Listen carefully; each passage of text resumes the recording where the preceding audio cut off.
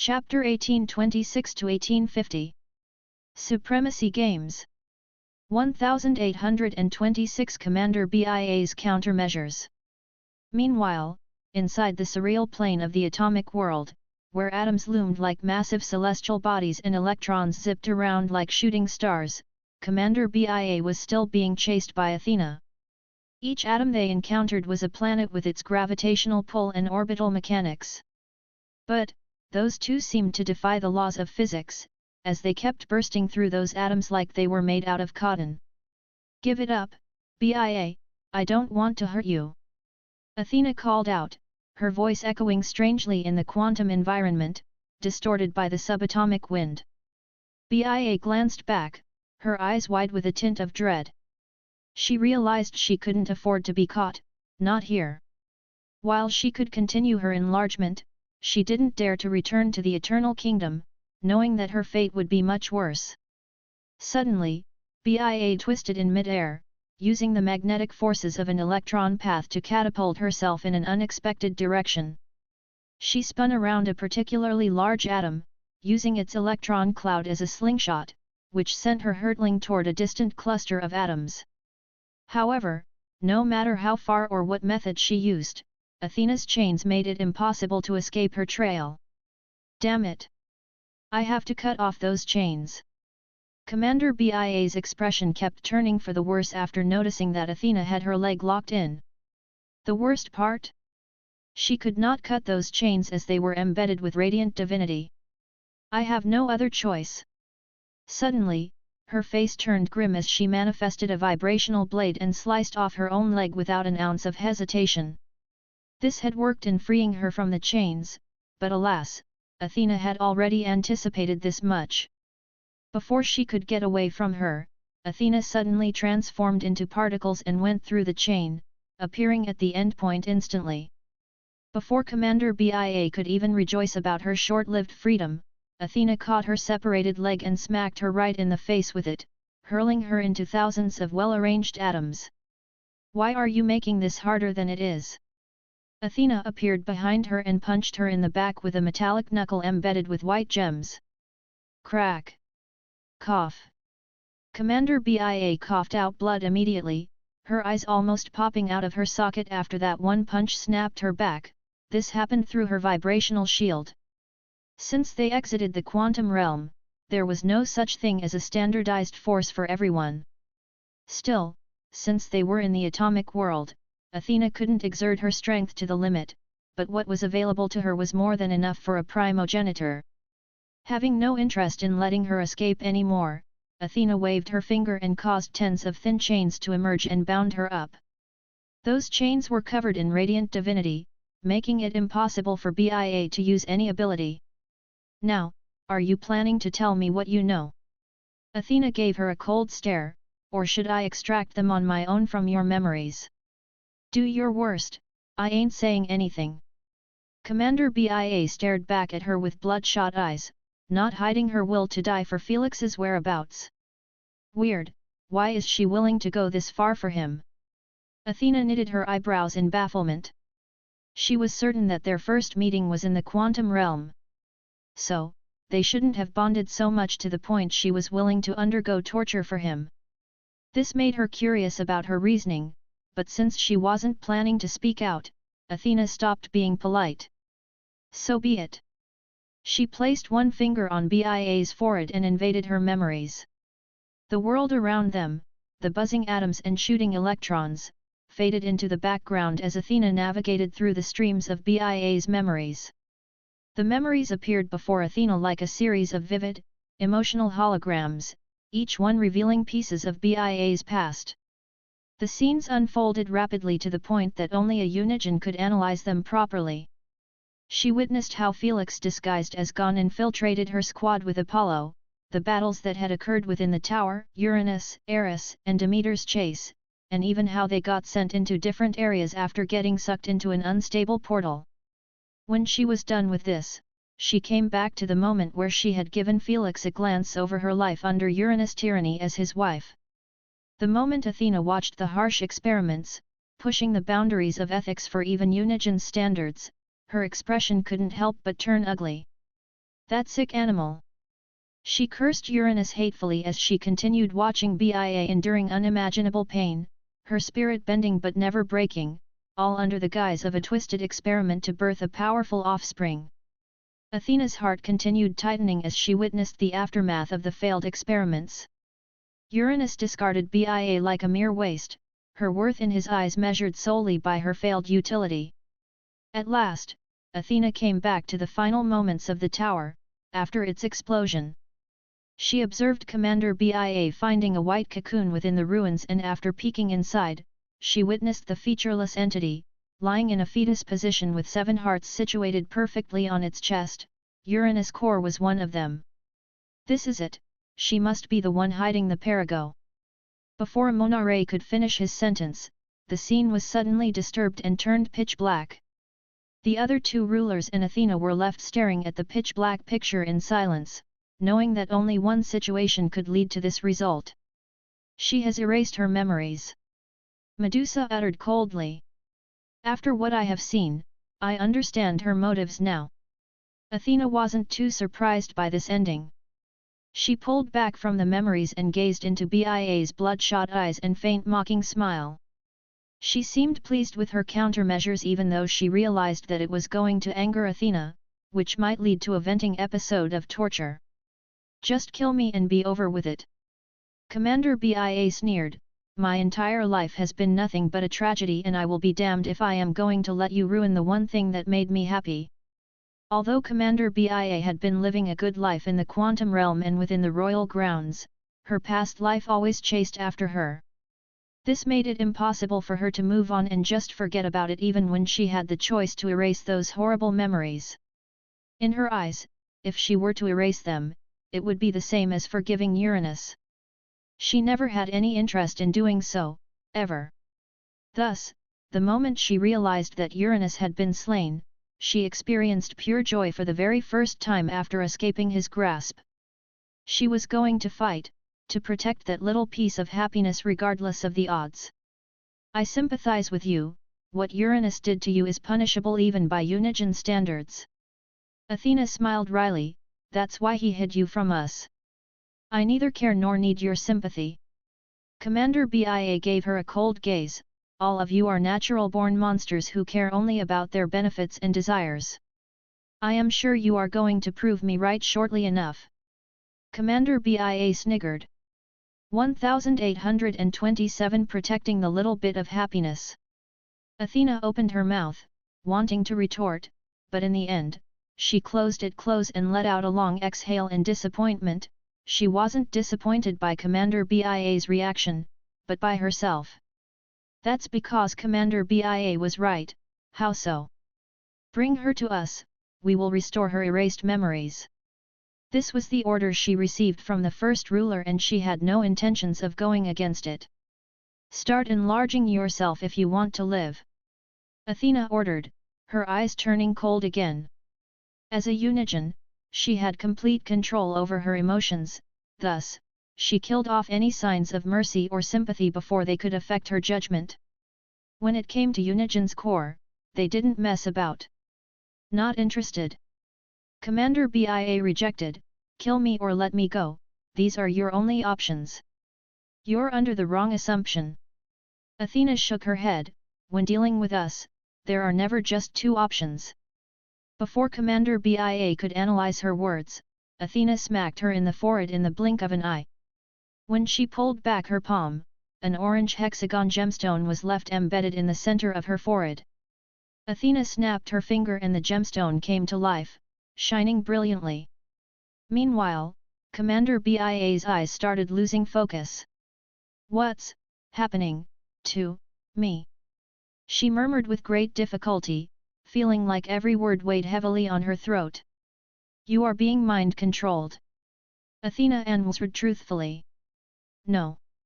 When she heard this, a small fire appeared in Commander Bia's pupils, seemingly using every ounce of willpower to fight against it. Alas, she soon realized that it was futile. Just like the anesthesia injected into a patient, no matter how tough he was bound to fall asleep. Thus, Athena didn't seem too bothered by her resistance and waited patiently until she was under her control. "I won't let you." Commander BIA's mind was replaying all the horrid torment she went through, fueling her desire to resist Athena's mind control. In those few moments she managed to buy for herself, she reached to the depth of her soul and did something, not even herself expected to do. For the Paragon, for the death of these monsters. Commander BIA's eyes turned as bright as the sun as she murmured one last time, "For me." In an instant, a radiant glow enveloped BIA, marking the deliberate ignition of her soul. "Damn it, BIA!" Realizing what was about to happen, Athena tried to intervene, to stop BIA from making an irreversible sacrifice. She reached out within her soul and attempted to secure it with the soul-healing powers of pink gemstones. "Do not let her explode her soul," Amonare uttered with a stern tone. "I am trying to stop it, but it ain't working," Athena retorted, giving it her all, but to no avail. Once the self-destruction command was activated, there was no going back, unless someone possessed some remarkable ways. If it was the three rulers, they could have stopped it immediately. But, all they could do was watch as BIA allowed the energy to consume her with a peaceful smile. Then, there was no then. The explosion was silent yet tumultuous, scattering her essence across the atomic landscape, her soul's light extinguishing in a brilliant flash. As the light faded, Athena stood alone amidst the drifting atomic particles, the remnants of BIA's existence. She glanced around her for a few moments before releasing a deep sigh. "You have already suffered enough, this might be a fitting ending for you," she thought to herself, seemingly unaffected negatively by her failure to capture Commander BIA. Her reaction might drive someone to question if she had given it her best to halt her soul explosion, but the three rulers said nothing. Commander BIA was already gone, taking away with her the only lead to Felix's whereabouts. "Regroup with the others and search the Vibronixian Empire for him," Amonare ordered coldly. She couldn't have hidden him in an unfamiliar place. "On it." Athena nodded and returned to the quantum realm, getting dropped off somewhere random again. She relayed the news to her partners and they all decided to gather up at the Vibronixian Empire, planning a full sweep of the Empire's territory. Since Athena had seen Commander BIA's memories, she knew that Quantix Prime had no clue about Felix's whereabouts too, or any other person for that matter. Hence, they didn't bother to waste their time on them. It would have been easier if they succeeded in finding his core before his revival. Medusa uttered with a neutral voice, "But, it doesn't change his fate. Indeed, the moment you have infiltrated Asna's core, it's a game over." Amonare smiled coldly. This was the only reason none of them were that bothered by Athena's failure. In their eyes, Asna's core dilemma was already handled. Unbeknownst to any of this, Felix continued living the best of his life with Asna in the dream world while at the same time, implanting vulnerabilities on her soul. He kept on this same routine for over 400 years until the day had finally arrived, the day of killing Asna. "I guess our escapade has come to a conclusion." Felix smiled bitterly as he tightened his hands on Asna's. He was standing with her in front of a willow tree, holding hands and staring into each other's eyes. "As much as I loved every moment of it, we have to finish it." Asna smiled back, "I am grateful we even had those years to ourselves. Whether it was in a dream or not, I am truly thankful." "Me too." What needed to be uttered had already been said years ago. Thus, Felix didn't let fear of failure or nervousness get the best of him. He brought Asna to his embrace and reached out to the dream mark in Asna's right waist.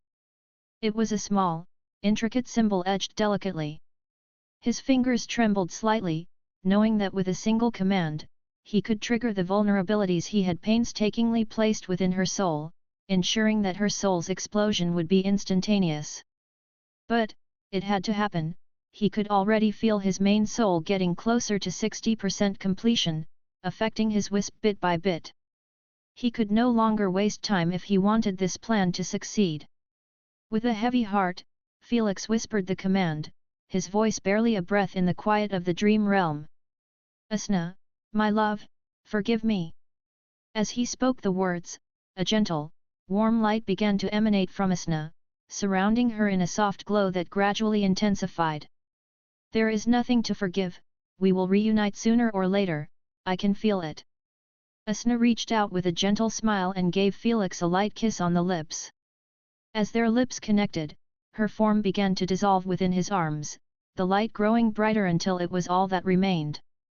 Felix held on as long as he could, but alas, his arms eventually closed around empty air as the last bits of her presence faded with the wind. The light slowly dimmed, leaving Felix alone in the dream garden. The flowers seemed to wilt slightly, mourning the loss of their creator, and the once vibrant sun dipped below the horizon, casting long shadows across the now silent landscape. Felix stood motionless as the dream world crumbled around him, his heartbeats accelerating rapidly. Although the dream world was collapsing, he knew this might be a sign of Asna waking up instead of her death.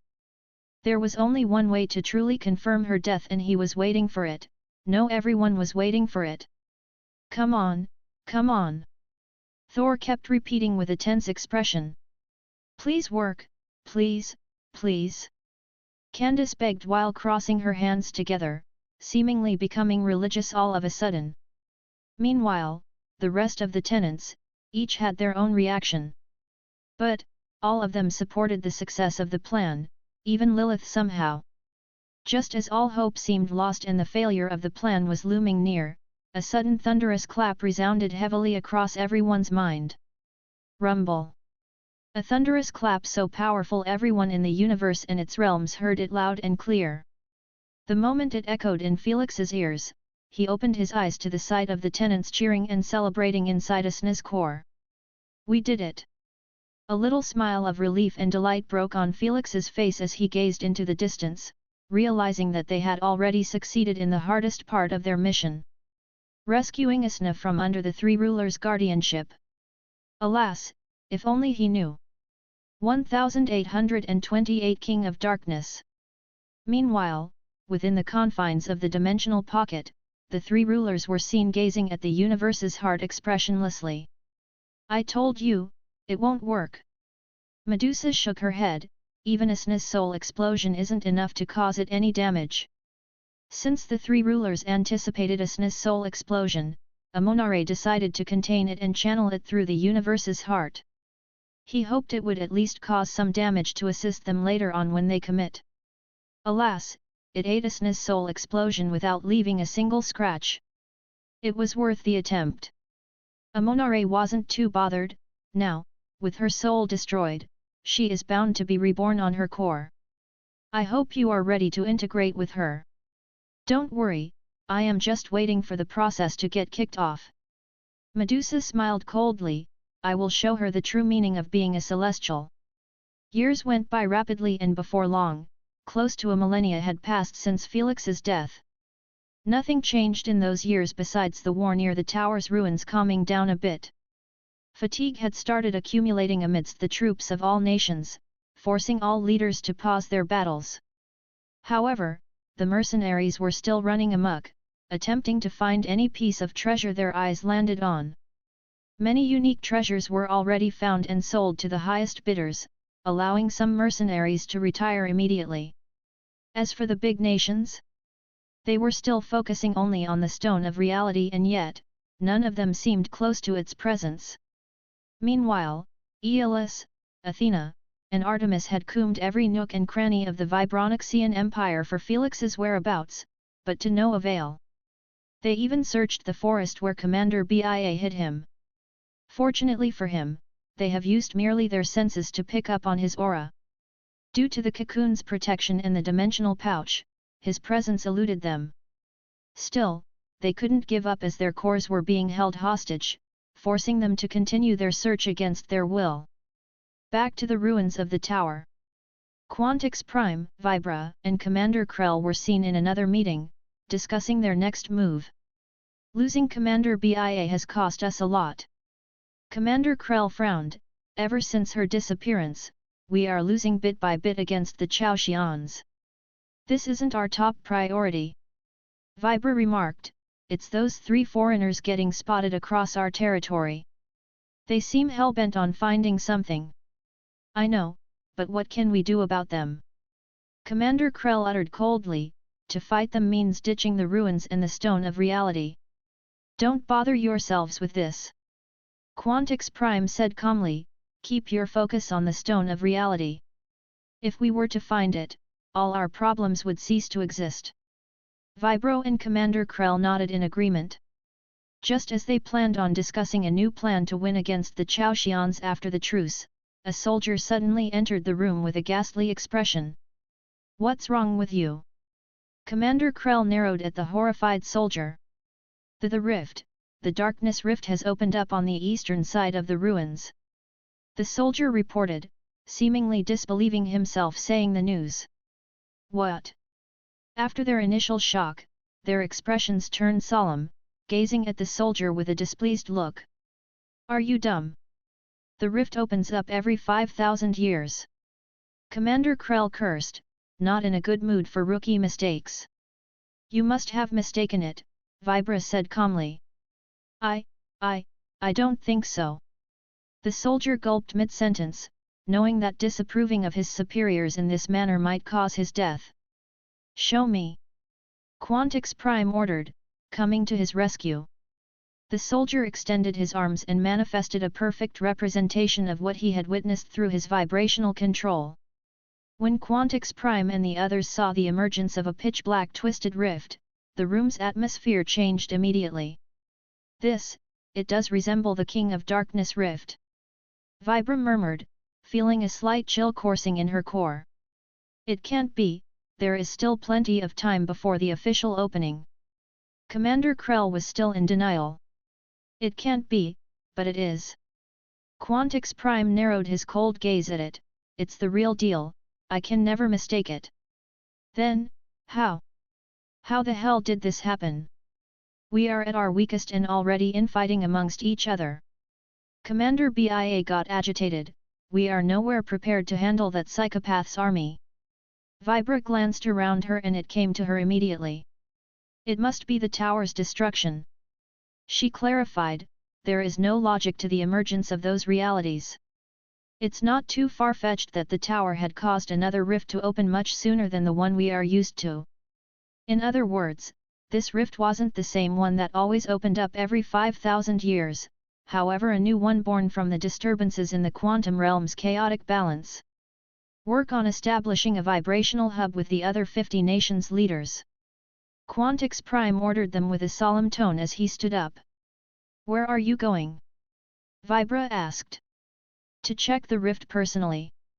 With that being said, Quantix Prime phased out of existence, leaving them staring at each other with stern looks. Meanwhile, from the depths of the void rift and under the watchful eyes of the scouts surrounding the rift, a single pitch-black foot stepped out. The moment the scouts saw it, their expressions turned fearful instantly, some of them even left the place, having no interest in staying to meet the owner of the foot. Whoosh! Whoosh! Whoosh! Abruptly, Quantix Prime, Entropy Master Xylos, Timion the Ageless, Neutrino Flux, Luminarati Arch, and many other leaders of major nations arrived in front of the rift in their own ways. They merely shared a single glance with each other before affixing their gaze on the emerging entity from the rift. As Apollo stepped onto the scorched earth near the ruins of the echoing tower, the air around him seemed to darken, the light dimming as if the quantum realm itself dared not shine too brightly upon him. Apollo stood akin to an imposing god, his form cloaked in an aura of darkness that writhed and shifted like smoke. His eyes, deep pits of endless night, scanned the horizon with a slow, deliberate gaze. Each movement he made was fluid and filled with a terrifying grace. When his eyes landed on the Quantum Nation's leaders, a slow, satisfied smile spread across his lips. "Such a welcoming party from my old friends," he uttered, "it seems you have missed me quite a lot." As he stood there, the scouts around the rift reeled back, an instinctive reaction to the overwhelming evil that exuded from his every pore. Even the bravest soldiers felt a primal urge to flee, to stay away from him. "King of Darkness!" Quantix Prime took the lead, stepping forth from the gathering. Then, he uttered with a cold tone as he gazed straight into his eyes, "The last time you caught us divided and by surprise, however not this time. All 50 nations of our realm are here to halt your conquest effort at all costs." Quantix Prime narrowed his eyes, "So, I dare you to bring it on." The nation's leaders and scouts knew that he was bluffing through his teeth, clearly desiring to scare off Apollo into retreating back to the rift. After all, they weren't invaded every time the rift opened up. While it was a decent effort to avoid the war, unfortunately, it didn't work on Apollo. "Is that so? Here I thought the tower has fallen and you little fellas came here to fight for treasures akin to starving hyenas." Apollo gave a mocking smile, "Or did I hear wrong? 1829 An army of unkillable abominations." Everyone's expression turned for the worse, realizing that Apollo wasn't as ignorant as they had expected. Still, Timion the Ageless stepped forward and calmed their agitation with his tranquil voice, "So what if we were fighting for the Stone of Reality? We have no issue with ignoring our differences and uniting together against outsiders." As the leader of the Chrono Walkers nation, his voice carried a similar level of authority as the Vibronixians and Chaotians. Thus, the arriving nation leaders all nodded their heads in approval, showing a united front before Apollo. Alas, instead of scaring off Apollo, this seemed to make him even more pleased. "Good, you are doing me a favor.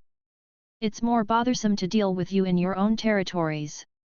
Before the rulers could react, Apollo extended his arm forward and snapped his fingers with a sinister smile etched on his face. Then, from the depths of the rift, a terrifying army surged forth. Whoosh! Whoosh! Millions of dark creatures, their forms twisted and evil, spilled into the quantum realm under the distressed and fearful looks of the watchers. Their red eyes glowed with a menacing light as they moved as one massive dark wave, rushing towards the ruins. "Strike back! It's our perfect chance!" Quantix Prime hollered coldly. Quantix Prime and the other leaders quickly locked in, knowing they must not allow Apollo's army to keep spilling into the quantum realm. The worst part? Their armies were already weary from their constant conflicts, making them understand that they weren't at their peak. Even if they united their armies, it would still be difficult to survive Apollo's raid. It was for a good reason. Quantix Prime brought out his horn of harmonies and blew in it with everything he had, releasing a series of powerful vibrational shockwaves. Each pulse was like a thunderclap, tearing through the ranks of advancing dark creatures, shattering their forms into wisps of shadows. "Allow me." Timion the Ageless brought out a wooden blade, resembling a branch of an ancient tree. This was a weapon possessing the ability to slice through time itself. With swift calculated swings, he cut temporal rifts into the battlefield, each slice aging clusters of dark creatures into dust or reverting them to harmless pre-forms. "Step back!" Luminarati uttered with a solemn tone as she manipulated her long gorgeous colorful hair to turn into a solid lance-like weapon. She aimed it at Apollo and suddenly started shooting beams of pure searing rainbow light. Each beam was a concentrated lance of energy that pierced through the shadows, incinerating the dark creatures with divine intensity. Even Entropy Master Xylos started blasting chaotic bursts, transforming parts of the Dark Army into bizarre forms before blowing them into oblivion. The rest of the leaders, representing the Gleamkin, Quarklings, Nanites Swarm, and more, also used their own powerful attacks to target Apollo. Alas, everyone's attacks failed to reach him, getting blocked by his infinite army of dark creatures. Apollo watched with a sinister smile and arms crossed on his chest at their attacks getting close, but never landing on him. His army was not in millions, billions, or even trillions, it was already crossing a boundary of limitless, appearing akin to an infinite swarm of locusts. What's worse? It seemed like the fallen creatures were being reborn somehow, adding more to the depth of the rushing darkness cloud. Meanwhile, one of the Luminone scouts situated near the rift seemed to be watching the current scene with a deadpan expression. His eyes were grayed out like they were missing the usual luster of the Luminones. If one bothered to gaze into his eyes deeper, they would spot small purple leaves attached to his veins. At that moment, those eyes were reflecting the scene before it to none other than Artemis. How strange, is it time for Apollo to make an appearance? Artemis tilted her head in confusion as she watched the ongoing battle with her partners. They left wisps of their consciousness in each other's minds after being forced to split up and hunt up the whole empire to cover more ground. It must be the tower's doing, considering Apollo's void as another reality and bringing it to the quantum realm, Athena replied. Whatever it is, Apollo seems to be unleashing his full might. Aeolus narrowed his eyes, he has most definitely come out to search for the paragon. If he desires him for that sick dream of his, then he isn't gonna stop at nothing until he finds him. Athena agreed with a solemn tone, we have to reassess our approach. There is nothing to reassess. Amonare intervened coldly, keep the search and if he finds him first, you snatch him back. Snatch him back. Artemis sucked a cold breath, you want us to fight Apollo in the quantum realm? It's a suicide mission. She is right. Even if you embed us with as much divinities as our bodies can handle, we can't deal with that monster and his creatures here. Athena supported. Those dark creatures are infinite in number and can't be killed. Aeolus pressed, they consume matter and energy for reproduction, growth, recovery, and direst of all, transforming it into dark energy for Apollo's utilization. They are the strongest and most sinister species ever produced by a Unigen. For Aeolus to make such a statement while fully knowing about the existence of the Void Nation, only meant that Apollo's dark creatures were on a different spectrum of horror. If it wasn't for their small size and their inability to survive long without energy to consume, the universe would never allow such an abomination to appear, Athena added. The universe was all about balance, thus, for Unigens to create their own species, they needed to conform to the universe's standards. That's why Lilith was punished heavily when she created the Void Nation, as their existence broke off a bit of the balance. In the case of those dark creatures, the universe would have never approved of their birth happening on its surface level. But, in the quantum realm, where almost anything was approved, no issues. I don't care how terrifying he is or his creatures. Amonare warned them with an icy tone, the boy must not land in his hands. Fine, fine, Aeolus murmured in irritation, knowing that there was no winning with the three rulers. What do we do now? Artemis asked with a hint of concern in her voice, do we carry on with our hunt or aim for Apollo before his troops take over the ruins? We persist the search. Athena narrowed her eyes, he might have a monstrosity on his side, but we also do. The moment she uttered this, a vision came into their minds, a vision of Ares' core placed above a hovering platform in front of the three rulers, awaiting the day of his revival. Aeolus was the one bringing it back to the three rulers since he needed a refueling of divinities. They were certain that the three rulers were going to allow Ares' revival.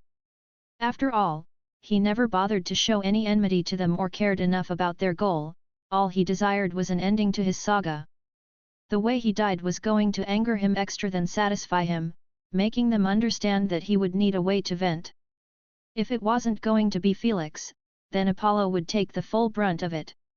Right now, if one gazed into Ares' core deeper, one would spot a spiritual sphere near its completion. 1832 Soul's Conundrum.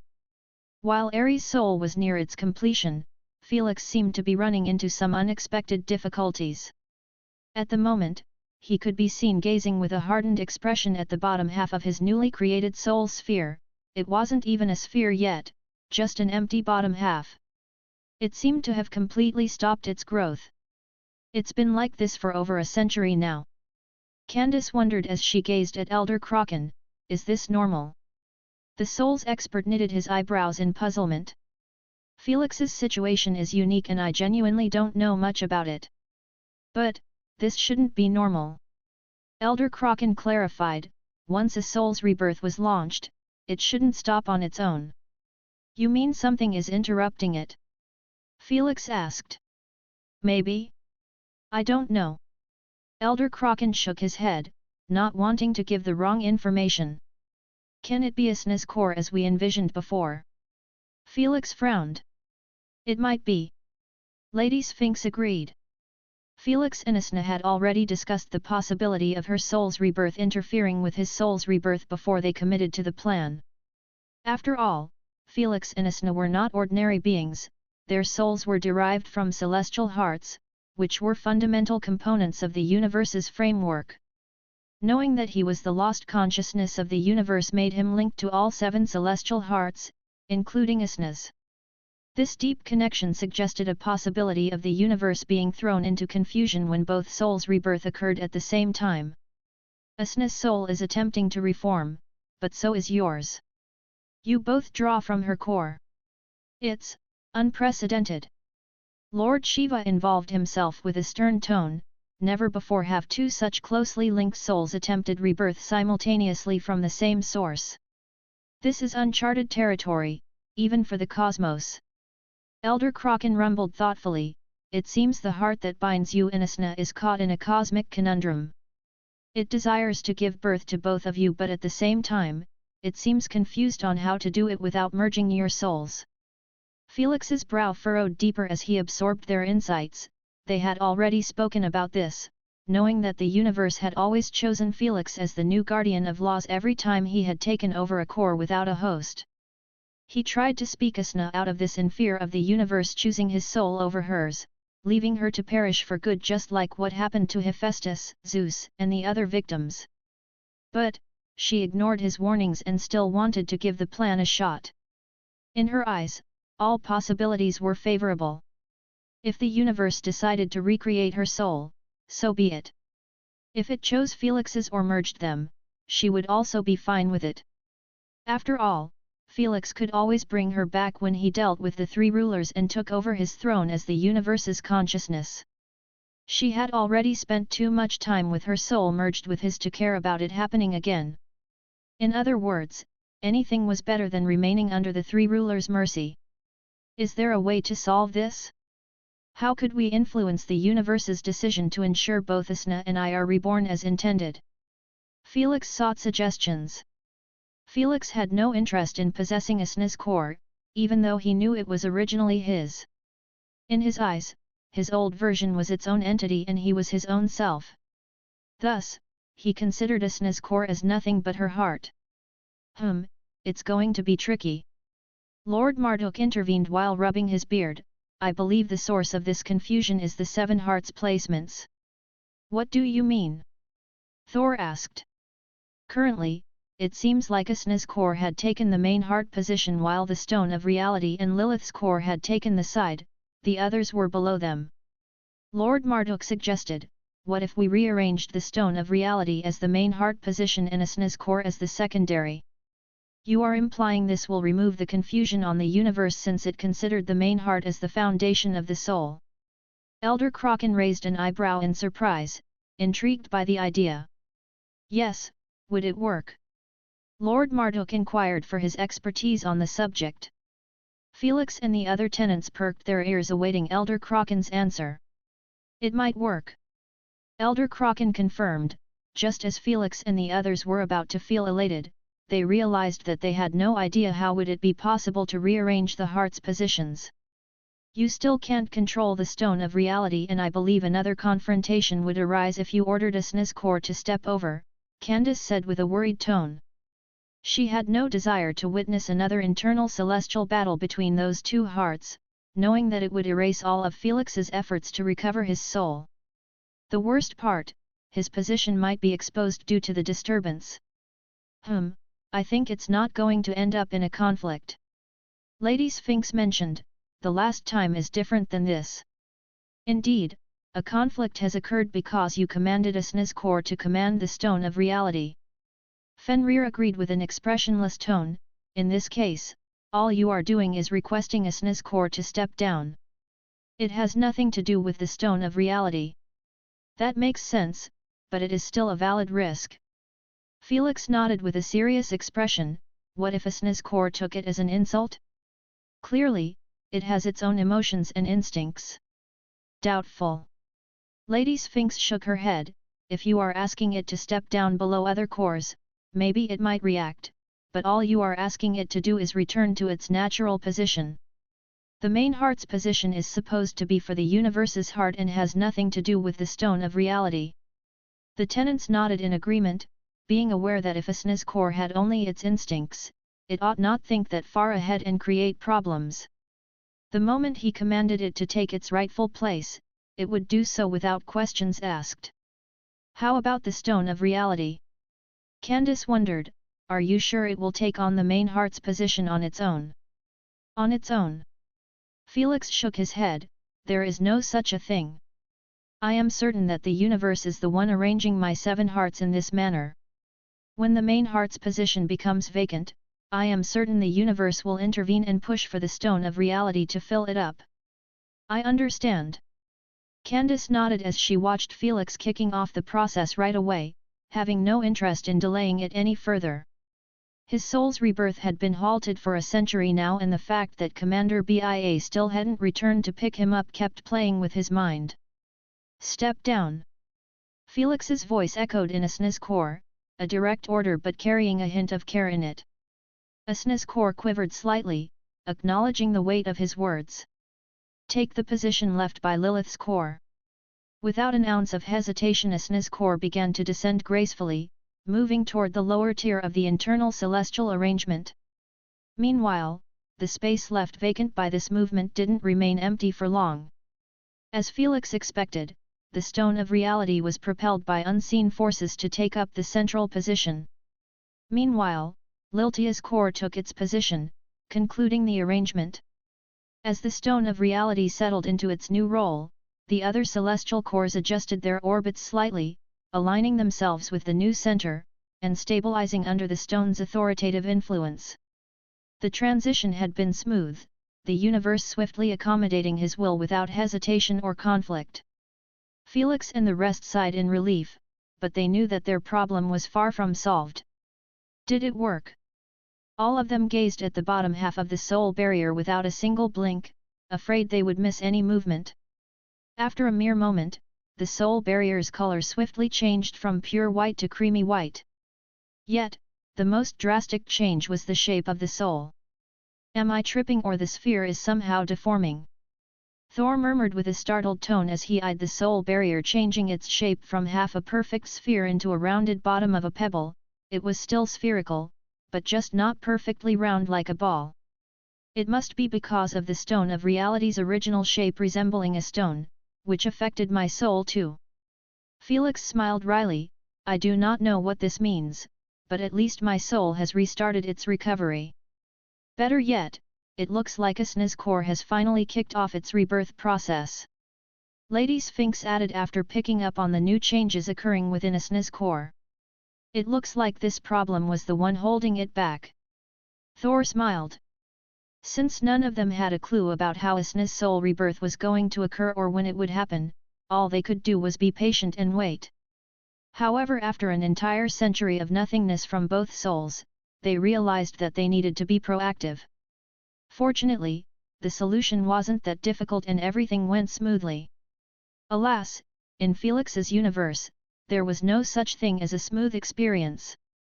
The moment a SNES soul began the rebirth process, 2 seductive feminine voices repeated the same sentence in their minds. It's time at last. Lilith's and Medusa's eyes gleamed from 2 different locations. Their intentions were as secretive as they could be, but it didn't take a genius to presume their nature to be evil. 1831 All out or retreat. Meanwhile, near the tower's ruins, the situation didn't look good for the top 50 quantum nations. After the initial confrontation with Apollo failed, the leaders retreated and held an emergency meeting away from the rift, involving everyone. At the center of the meeting, a holographic screen was displayed, showing an unending stream of dark creatures surging forth from the rift without a hint of slowing down.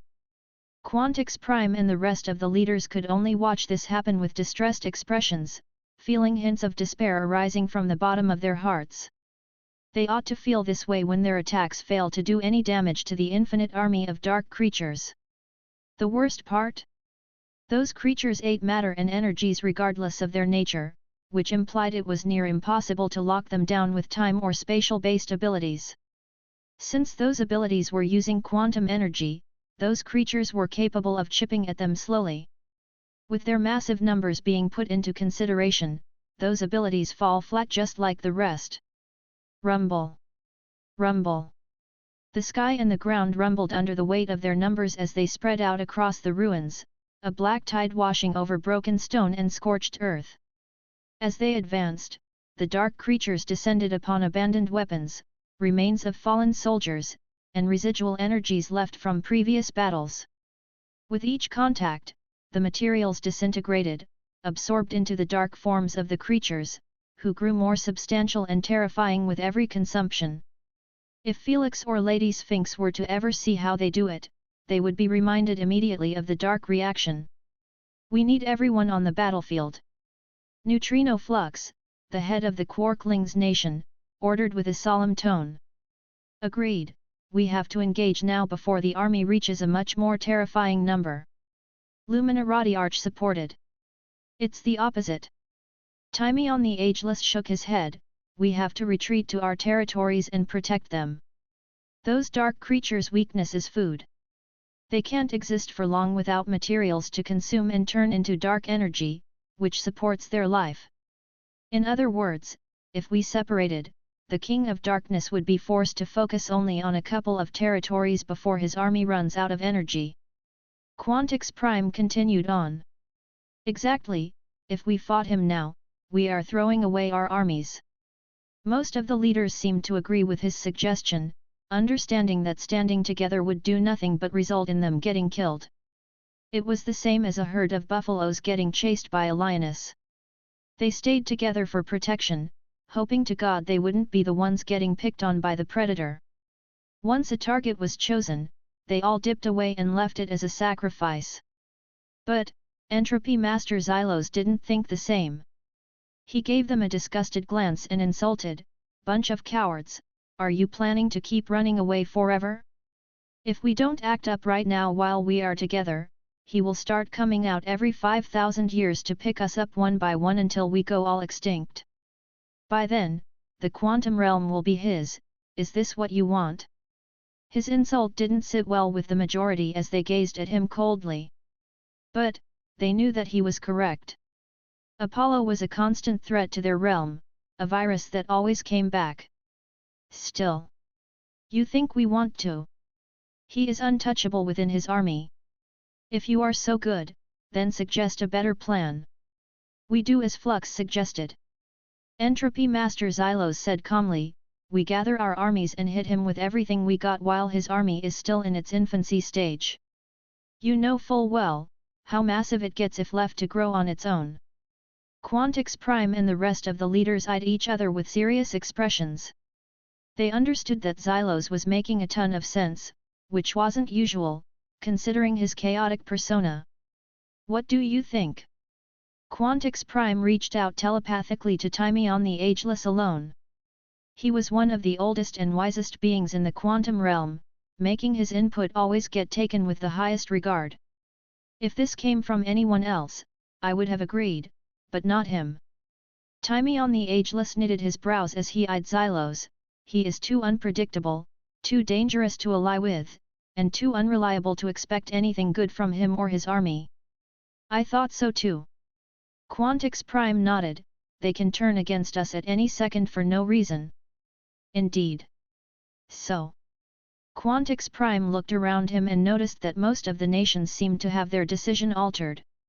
It was expected when considering that most of those nations weren't as powerful as Vibronixians or Chaotians. If they were picked up by Apollo, they would have absolutely no choice but to either go extinct defending their nation or do a massive immigration to somewhere new. In the quantum realm, where dangers lay in every corner, it was extremely challenging to find a safe, habitable area to build a nation. That's why there were just 50 known nations when the quantum realm's size was infinite. Even if we fail to defeat him, I am certain we will weaken him enough he will be forced to retreat to the void. Luminarati Arch stressed, this will give us another 5,000 years to either continue our search for the Stone of Reality or recoup our armies. I agree. This is much better than hurtling behind our wall, awaiting the call of the Grim Reaper. I would rather die fighting here than continue to hide and pray to survive after each 5,000 years. As expected, most of the weak nations' leaders joined Xylo's side, agreeing to commence a singular all-out battle right here, right now. Quantix Prime and Thymion the Ageless shared a quick glance, realizing that their options were now limited. They could either fight Xylo's suggestion and change everyone's minds or roll with it while knowing that their chances at victory were pretty slim. With the Chaoxians being involved, their chances would be much slimmer. Since this temporary alliance was based on votes, it would be too challenging to alter the result with just them. Unless they could offer a better arrangement than retreating and leaving it to fate. Do we just ditch the alliance as a whole and leave? Thymion the Ageless suggested. No, this will separate us from the entire realm. No one would want to work or deal with us anymore. Quantix Prime frowned. This was a massive hit for the Vibronixian Empire, which depended on outsiders quite heavily. After all, the Quantar beast needed a constant supply of food and it came mostly from having a packed city. I think we should join the arrangement and commit to it, but keeping precautions against Psylocke. He suggested, the moment the situation turns bad, we can always retreat. That shall do. Thymion agreed with the proposal. With them in favor of the plan, it didn't take long before the voting concluded. The three most powerful nations united were enough to convince every nation to jump on their train, hoping to deal with this mess once and for all. Now, what's the plan? Lumina Radiarch inquired with narrowed eyes as she gazed at the dark creatures devouring one reality after another. 1832 The strategy to slay the King of Darkness. First of all, is it just me, or does it seem like the King of Darkness is searching for something? Empress Zara, the new leader of the Nanites' swarm, noted with her millions of eyes pointed at Apollo. Unlike the others, she analyzed every single detail about him to the last twitch. This made her notice that instead of seeking pure destruction and death as usual in his every conquest, he ignored their armies and kept devouring one environment after another. You kinda have a point. Quantix Prime and the rest noticed this peculiarity too after focusing on Apollo's destination. I think he is just feeding his army. Lumina Radiarch disclosed, he must be fueling his army before the conquest. No. Empress Zara rejected, her voice as emotionless as Queen Ai. I can read his expression, he appears irritated, his eyes keep drifting from one place to another. He is searching for something, for someone, and he thinks it's hiding in the ruins. She stressed.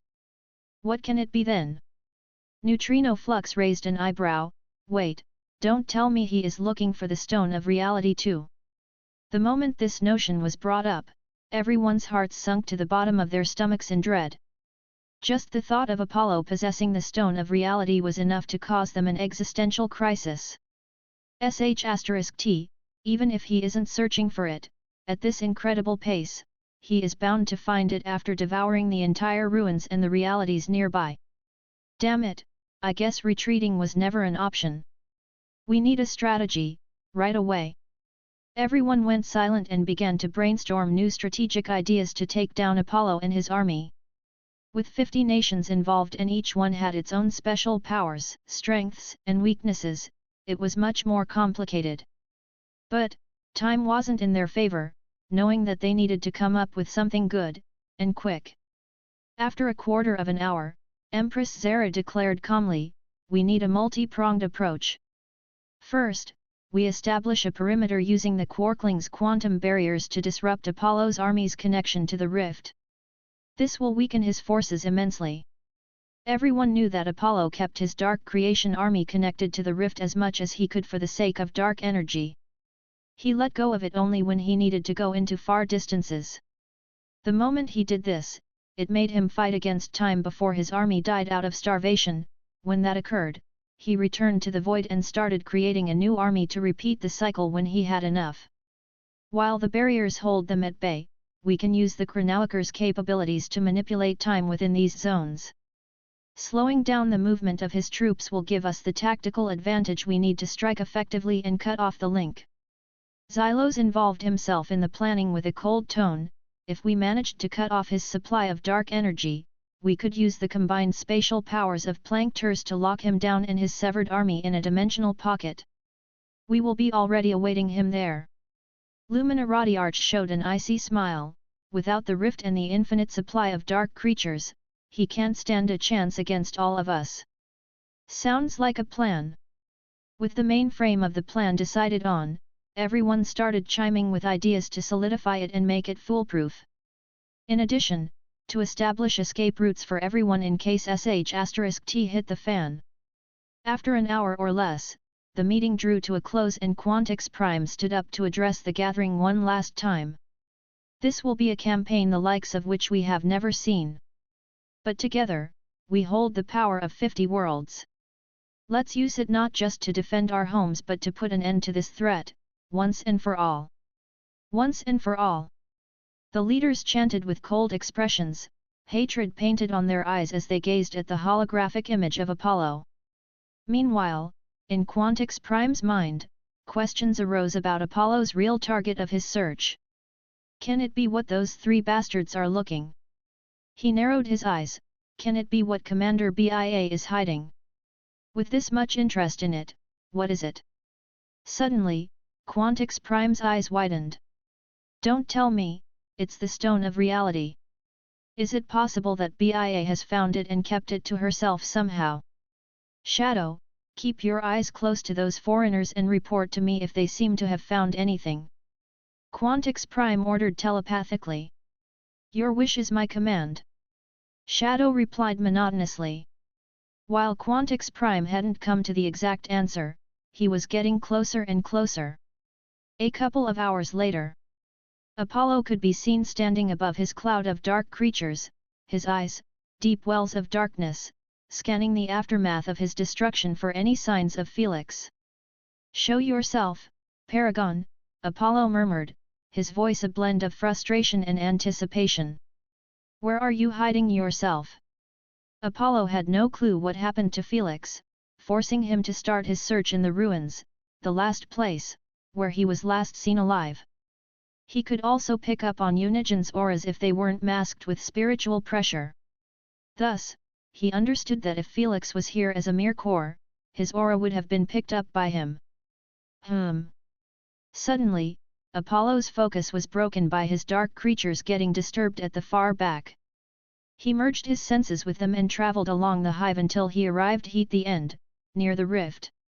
The moment his eyes linked with one of the dark creatures, he opened them to the sight of thousands of quantum barriers and chaotic barriers disrupting the cohesion of the dark creatures, rendering them disoriented and vulnerable.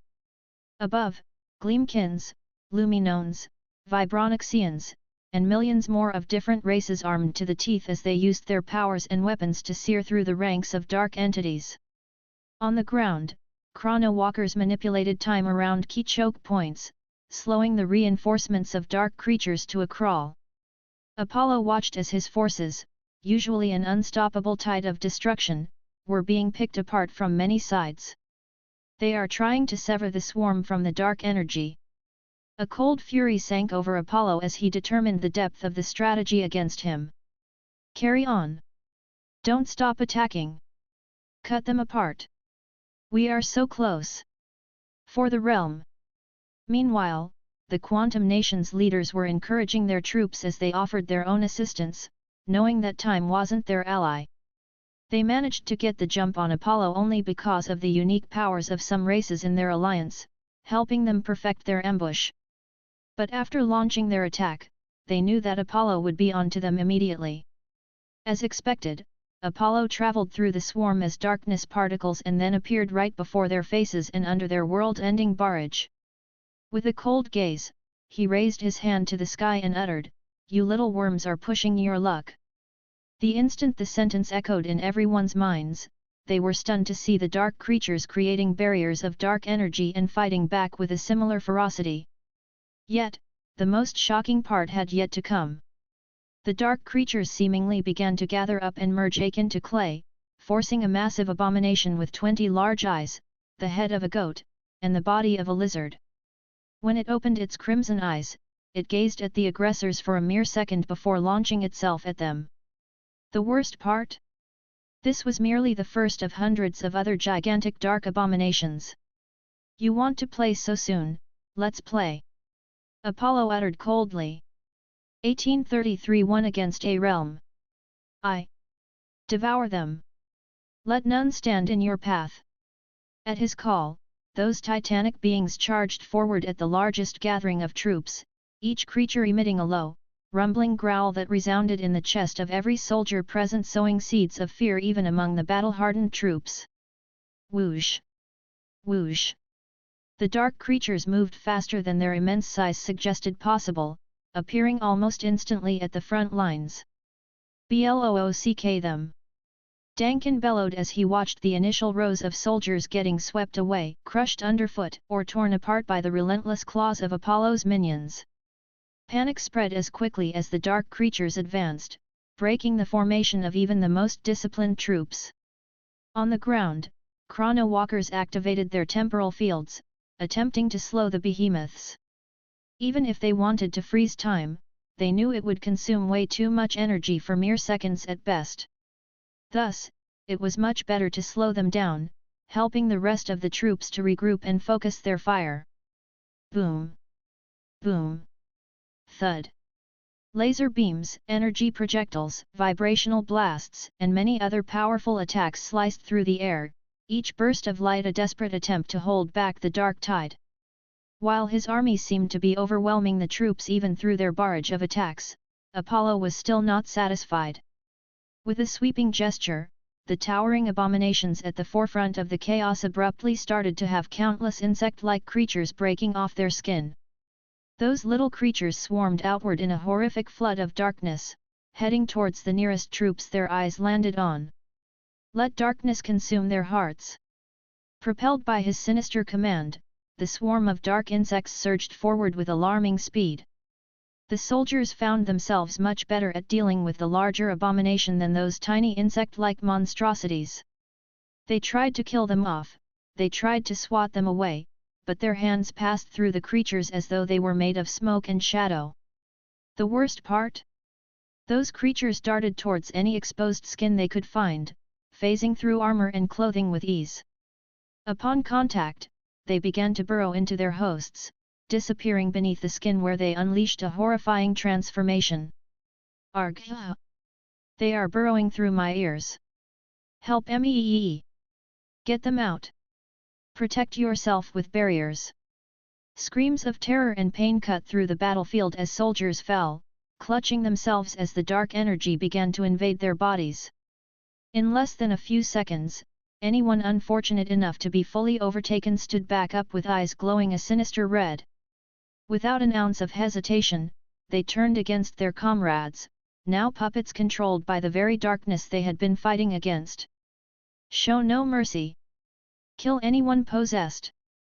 Focus your attacks on the link. Cut it off quickly. Generals and commanders quickly shouted merciless orders, knowing that there was no time to waste on saving those overtaken. They were tight on time and had to sever the connection with the rift as soon as possible to move into the next phase of their plan. Thus, even when the troops were fighting against massive abominations, standardized dark armies, and little parasitic devils, most were forced to ignore them and continue putting fire at the link. Those pesky vermins! This didn't please Apollo one bit, as he could see that the speed of his dark creatures reproducing was slower than their aggressive bombardment on the link.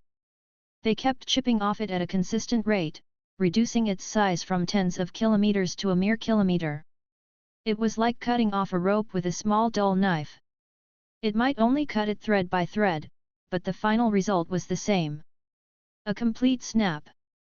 This was what ended up happening after Quantix Prime, Xylos, Timion, Lumina, and the rest of the leaders combined their strongest attacks at what remained of the rope. A singular powerful attack managed to slice it up, separating two sides of the Dark Army. Knowing that it wasn't time for celebration, Quantix Prime and the rest immediately kicked off the second phase of the plan. Now! Quantix Prime shouted, causing thousands of planktons to emerge out of nowhere around Apollo and his severed main bulk of the Dark Army. Without an ounce of hesitation, they united their spatial control and manifested a massive cubic dimensional pocket around Apollo. Since they knew it was near impossible to kidnap him alone or create a smaller one to imprison him in time, they had to go for the third best option. Create a dimensional pocket big enough that he wouldn't be able to escape from in time before its completion. However, Apollo didn't bother moving at all. He watched as the massive cubic prison locked down its transparent walls on him and his army, his expression cold and unreadable. The moment the dimensional pocket was finalized, the Plankton's leader ordered his troops to teleport it to their prepared destination. In the blink of an eye, Apollo and his massive army disappeared out of sight, leaving the rest of the dark creatures to keep stemming from the rift. Annihilate the spilling dark creatures from the rift. Quantix Prime ordered the responsible squad for this task and then glanced at the Plankton's leader. With a single nod, Quantix Prime, the other leaders, and the bulk of the army were teleported inside of the dimensional pocket, joining Apollo. When they saw how the dark beings started to die off on their own, their eyes gleamed with delight and hope, realizing that their plan was working as anticipated. King of Darkness, this is your grave. Quantix Prime uttered coldly as he brought out his horn of harmonies. Xylos, Lumina, and the rest of the leaders brought out their own customized weapons too, gearing for the Battle of Aeon, the battle for their realm. Yet, even when he was in this F***ed up position, Apollo's expression remained indifferent. You think you had me cornered? Do you think I am incapable without my army? A cruel grin emerged on Apollo's lips. It seems like my previous visits haven't put you in a real despair yet.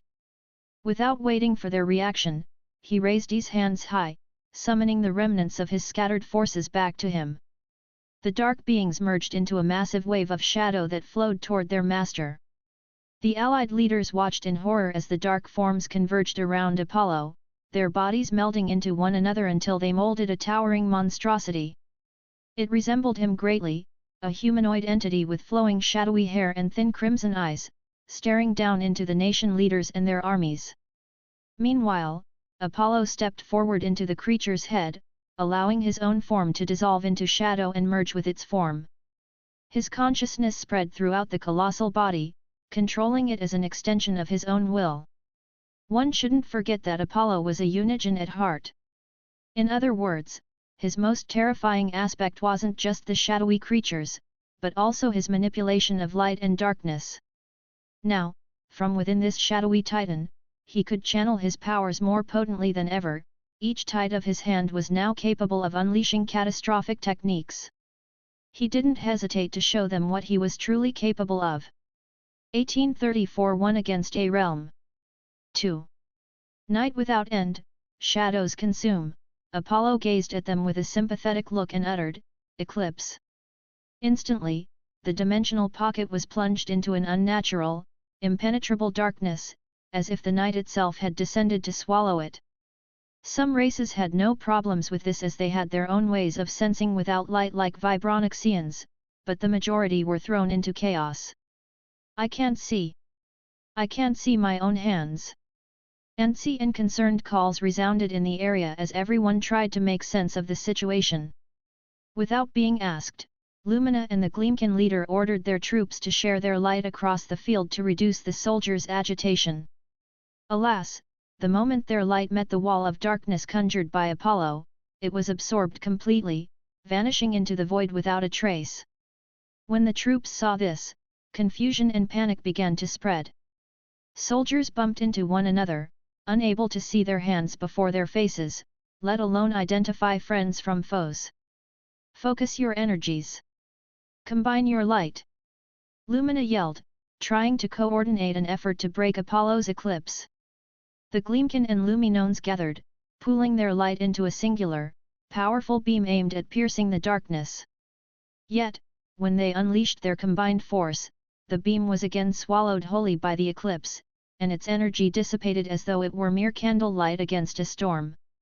Before they could try harder and find a way to deal with the pitch-black darkness, Apollo's voice, filled with sinisterness, echoed through the darkness, "Feed, my pet. Let none survive." Responding to its master's command, the massive abomination began its rampage, its massive limbs swept blindly but effectively through the ranks of the disoriented troops. Boredom. Food. Arg. Most of the soldiers had their barriers and armor shattered with a mere strike, having absolutely no resistance against its destructiveness. Meanwhile, the troops with great senses in the dark managed to evade the giants' attacks and tried their best to save the nearest soldiers to them, guiding them away from danger.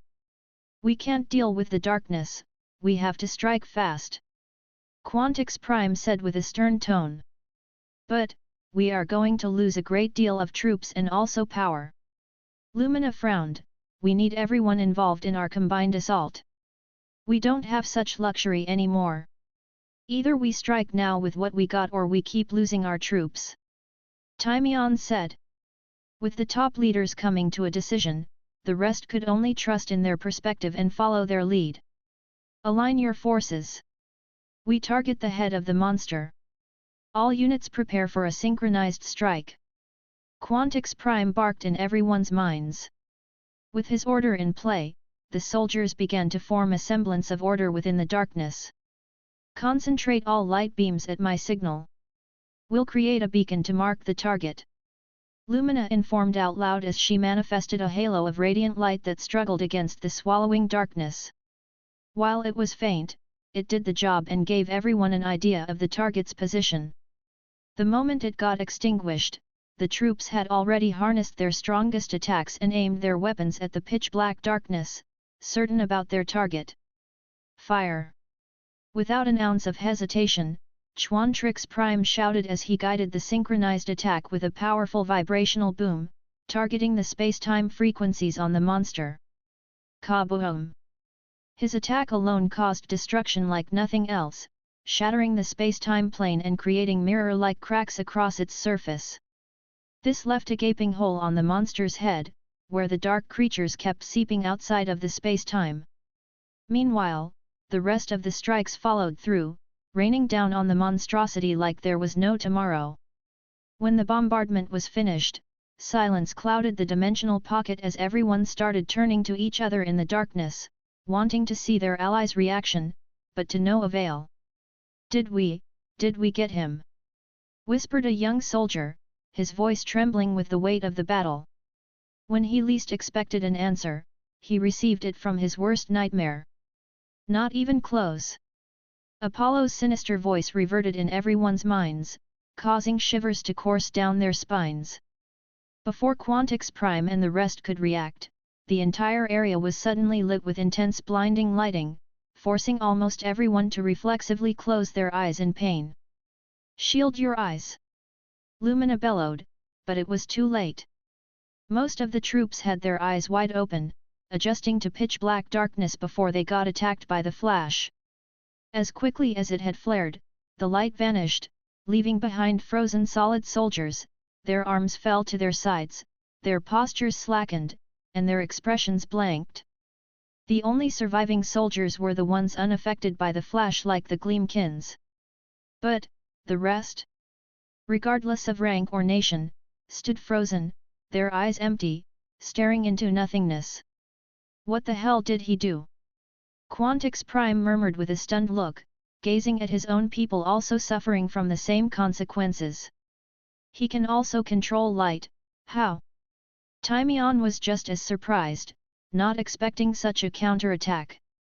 None of them could be blamed as Apollo's dark side seldom utilized his light laws, despising them to the core. Thus, he never used them in his previous conquests, making everyone believe that he was capable of only controlling darkness. "I have seen such an ability," Dankin murmured after getting reminded of what happened in the recruitment trials. Unlike the rest of the soldiers, his armor and vibrational barrier were powerful enough to cancel most of the light brightness before assaulting him. Thus, he survived it, just like the rest of the leaders, who had their own ways of protection. When he lifted his head, the first thing he saw was a crescent moon on the verge of turning completely black, high above. His eyes couldn't help but widen in shock when he saw it. "It can't be Bolo." Just as this thought took root in his mind, Dankin swiftly got rid of it, knowing that even though such an ability was too unique, there was a higher chance of both learning it than them being the same person. Still, he couldn't get rid of the nagging weird feeling that they were somehow related and reached out to Quantix Prime to notify him. After he was done, Quantix Prime analyzed it much more thoroughly. But, before he could start to connect the dots, the armies started throwing themselves at the massive void creature, allowing themselves to get consumed.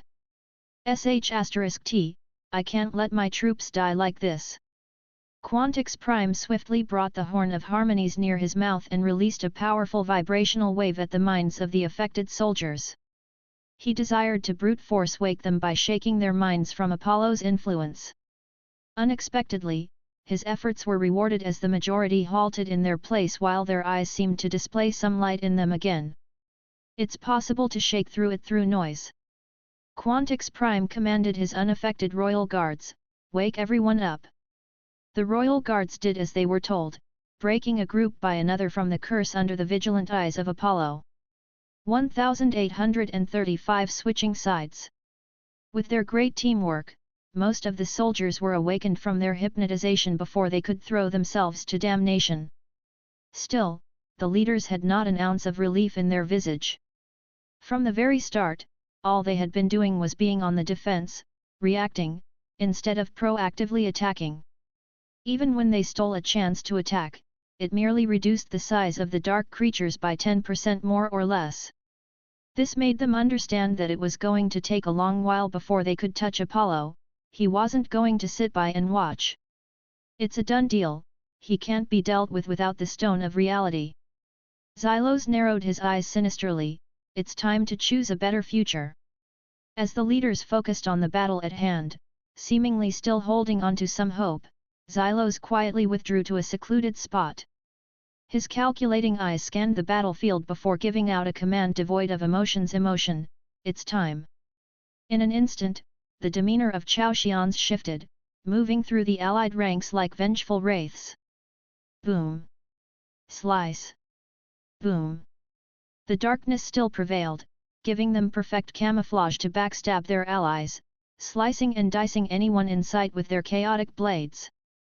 Quantix Prime and Timion were among the first to realize the betrayal, always having some of their senses on the Chao Xians.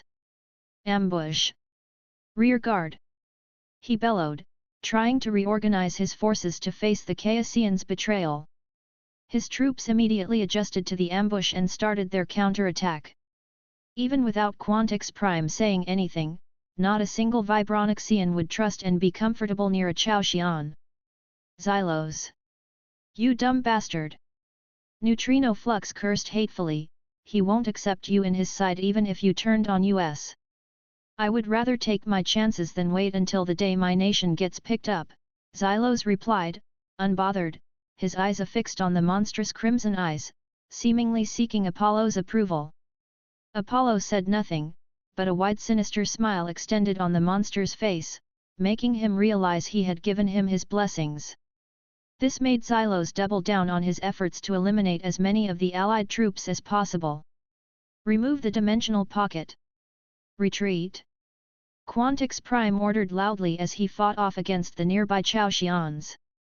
The chaos sown by Xylos's betrayal made any coordinated defense nearly impossible, which implied one thing, the war here was done.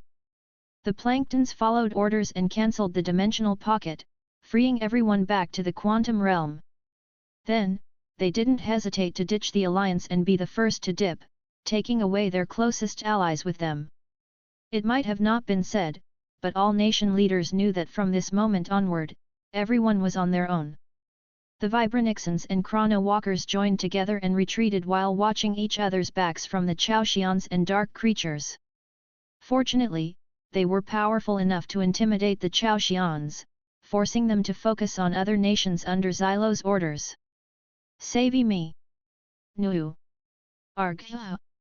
After they retreated to a decent distance, Quantix Prime and Timion sent their senses back to the battlefield just to hear pain screams and despairing yells. Most of the troops were still caught in the darkness, unable to even see their own hands, don't mention a retreat path. Hence, the instant those with vision made a run for it, they were sentenced to death. Whoever survives, survives. Quantix Prime turned around with a cold expression, let's go, we need to reinforce our territories. I am almost certain my empire is his first target. How can you be sure? Timian raised an eyebrow. I have a hunch that he's searching for the same object or person those three foreigners are looking for. Quantix Prime replied, his mind linking the dots of Apollo's relation to the foreigners after hearing from Dankin that he might be connected to one of the two foreigners, who joined Commander BIA's side. It was too far-fetched for everything to be a mere coincidence. Some time later, as the dust settled on the devastated battlefield, Xylos and his elite troops assembled right underneath the gigantic monster. Most troops remained behind and ended up consumed as food, while the rest who made it out never turned back again. They left the ruins entirely, heading back to turtle inside their territories and praying to not get picked by Apollo. The Chaoxians were the only ones left behind, and it was genuinely a bold move by Xylos. Soon enough, Apollo emerged from within the monster and descended with a measured pace until he was a mere meter above them. Xylos stepped forward, bowing his head in respect. "The King of Darkness," he disclosed with a solemn tone, "your strength is undeniable.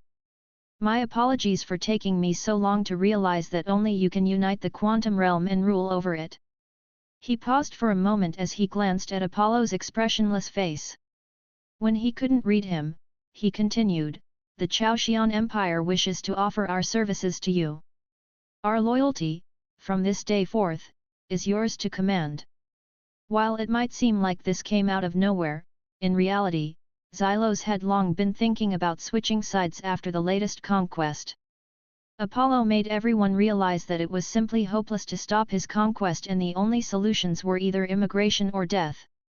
Xylos thought further and realized he could always join his side, which would help him secure more territory in the quantum realm after getting rid of other nations. As for being forced to be under him, he wasn't too bothered with it when he knew that he was unkillable. So, the instant he realized that locating the Stone of Reality was a mere fantasy, he pretty much made up his mind to backstab the natives. Apollo seemed to have figured those things too by merely reading Xylos and his troops' expressions. After a moment, a slow smile spread across his face, a sign that he was pleased with the proposition. "Xylos, your reputation sure precedes you. Cunning, ruthless, and always on the side of the victor."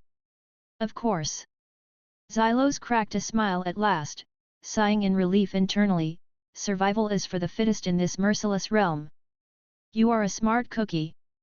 Apollo smiled coldly, "But, have no delusions, this isn't a partnership, you lot are nothing but mere followers, including you." Yes, and we gladly take on the role." Xylos knelt immediately and gestured for the rest of his forces to do the same. Then, he lifted his head and voiced with a stern tone, "Your wishes are our commands. If that's so, then search this whole place for spherical objects." Apollo voiced his order immediately, uncaring about chasing the escaping troops. All he cared about was finding Felix at the instant, and if it wasn't for knowing that having extra hands was always good, he wouldn't have bothered to entertain Xylos. "A spherical object?" Xylos suddenly frowned. "Is it small? The size of a fist? And shimmering with a peculiar aura?" "Yes, have you seen it?" Apollo's pupils thinned in focus. "We were battling to retrieve an artifact like that some time ago. But, it was picked by a foreigner with powers to control trees." Xylos reported about Artemis incident, calculating that he was talking about Ares' core. When he described the core to him, Apollo realized that it belonged to Ares instead of Felix, which dampened his mood a little. Still, this gave him a big hint on what to do next. If Ares has died, it means the other bastard has perished too. Apollo narrowed his eyes coldly. "What else do you know?" he asked. While he had his eyes and ears in the quantum realm, none of them were strong enough to reach the ruins in one piece, which meant, his information was limited inside the empires. Xylos went on and narrated Athena, Artemis, and Aeolus's battle against the Vibronixian, and how they were seen in their empire, seemingly searching for something. As an emperor of the Chaoxians, he had his own source of intel. "Is that so?" Apollo suddenly smiled coldly. Change of plans, we are heading straight to the Vibronician Empire. 1836 Old friend, we might need your help.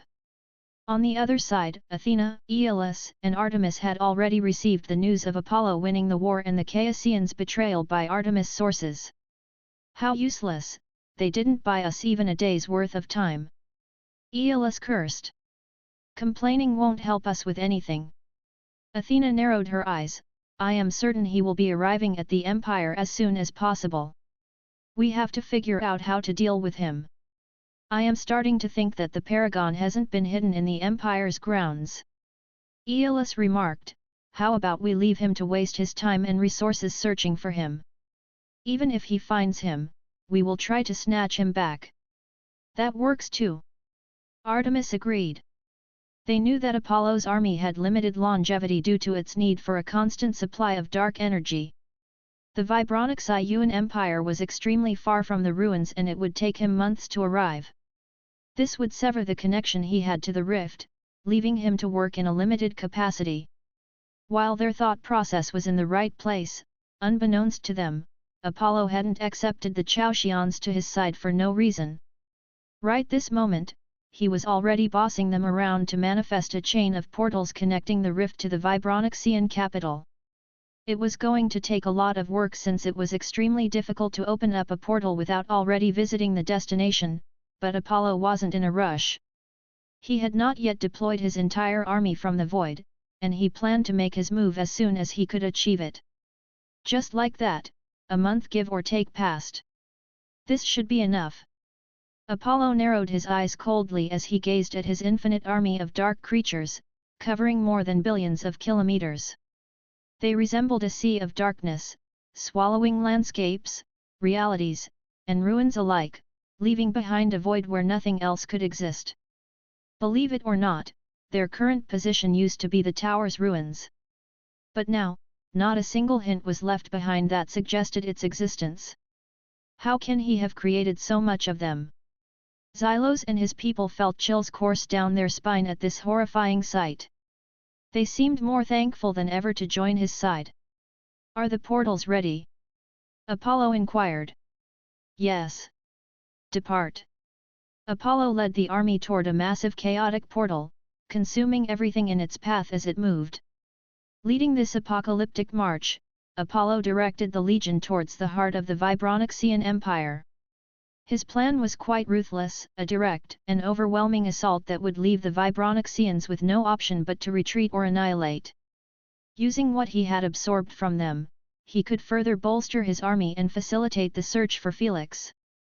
As the army continued spilling form from one portal to another, Quantix Prime and his allies didn't sit by and wait for them to get run over. 1 month was more than enough for them to return to their empire and scout Apollo's actions.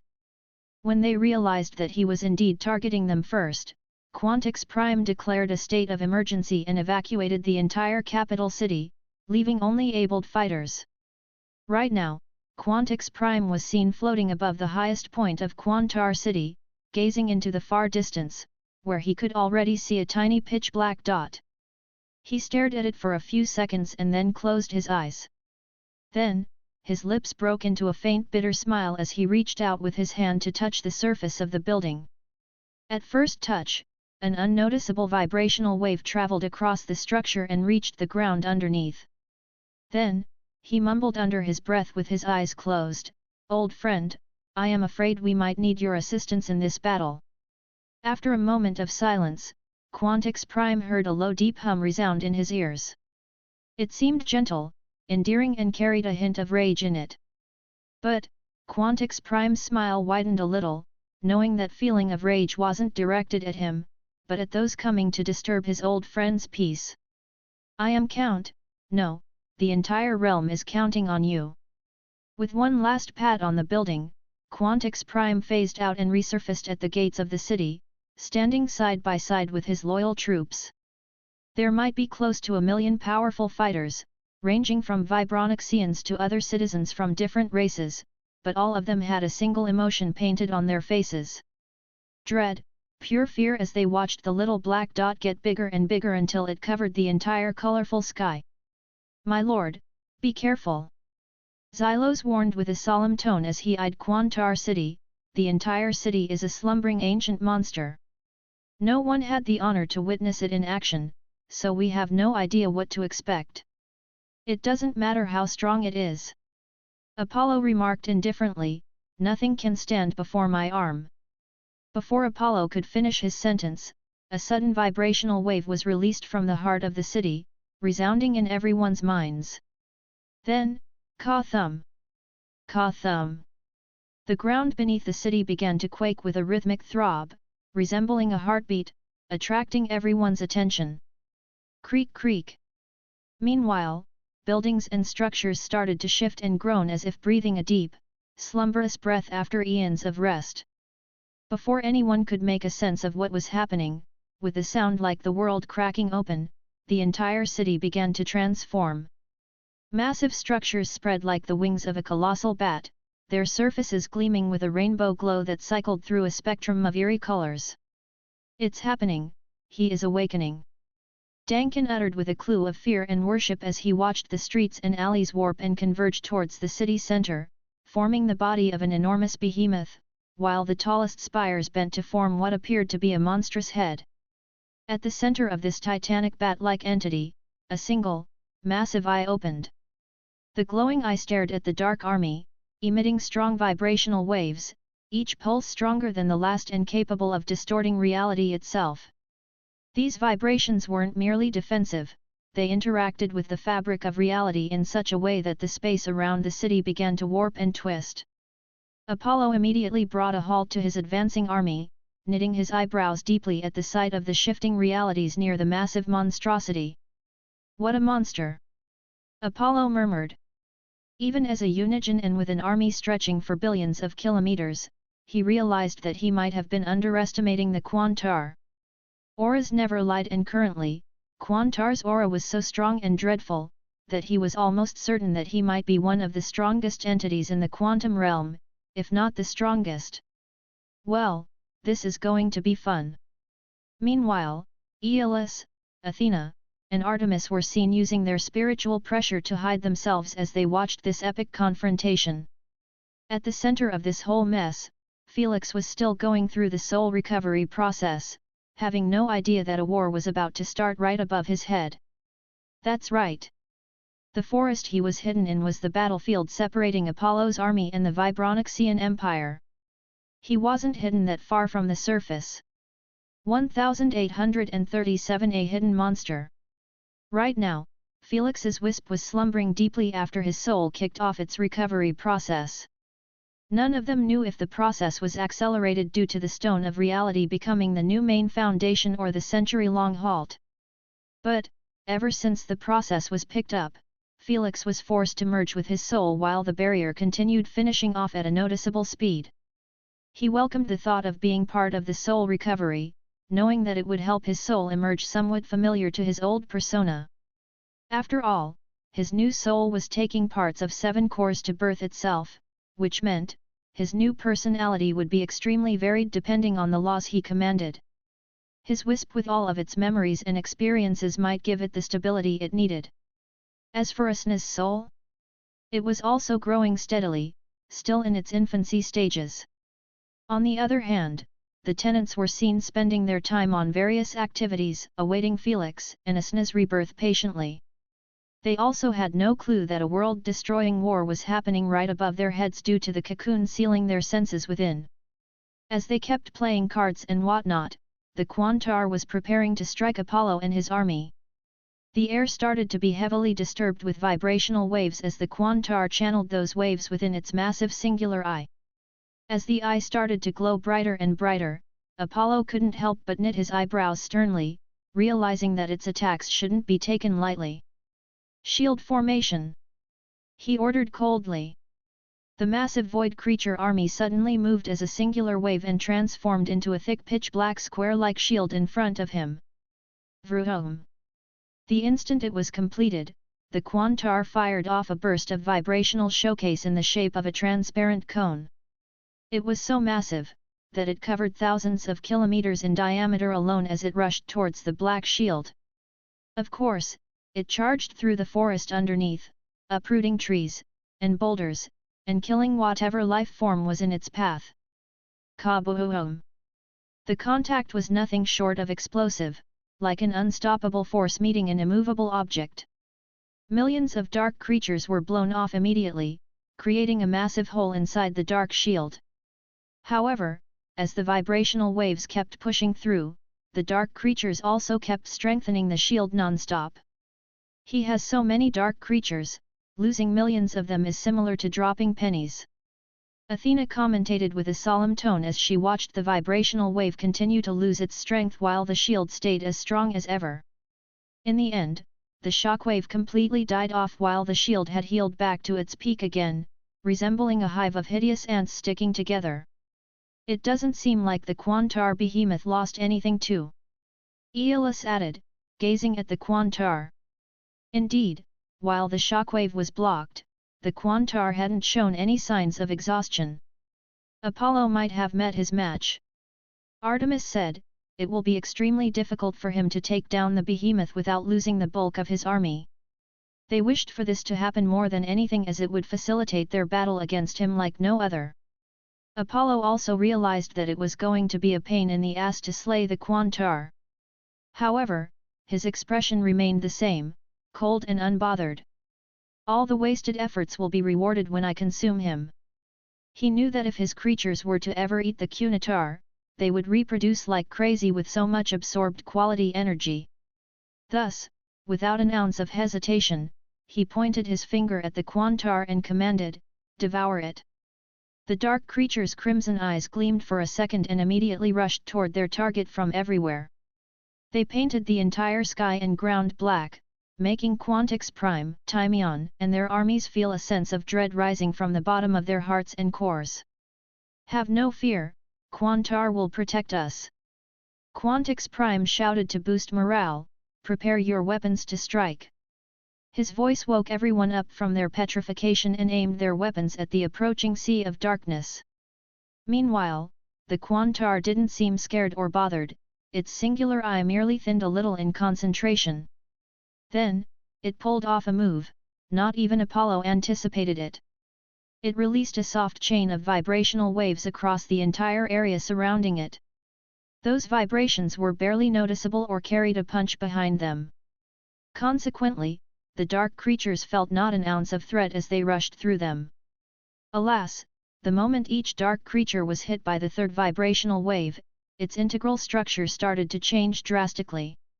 From a hideous blob of darkness with two crimson eyes, each dark creature transformed against its will into a miniature version of the Quantar. Colorful transparent skin, the body of a bat, and a small singular in its center with two wings at the sides. 100,000, million, billion, 100 billion, a trillion. It took less than a second for close to a trillion creatures to transform into an army of little Quantars. "Pull back!" Apollo shouted with a rare hint of anxiety in his voice. The dark army immediately stopped and started withdrawing just as fast under the stunned eyes of the watchers. "Wow!" Aeolus raised an eyebrow in surprise.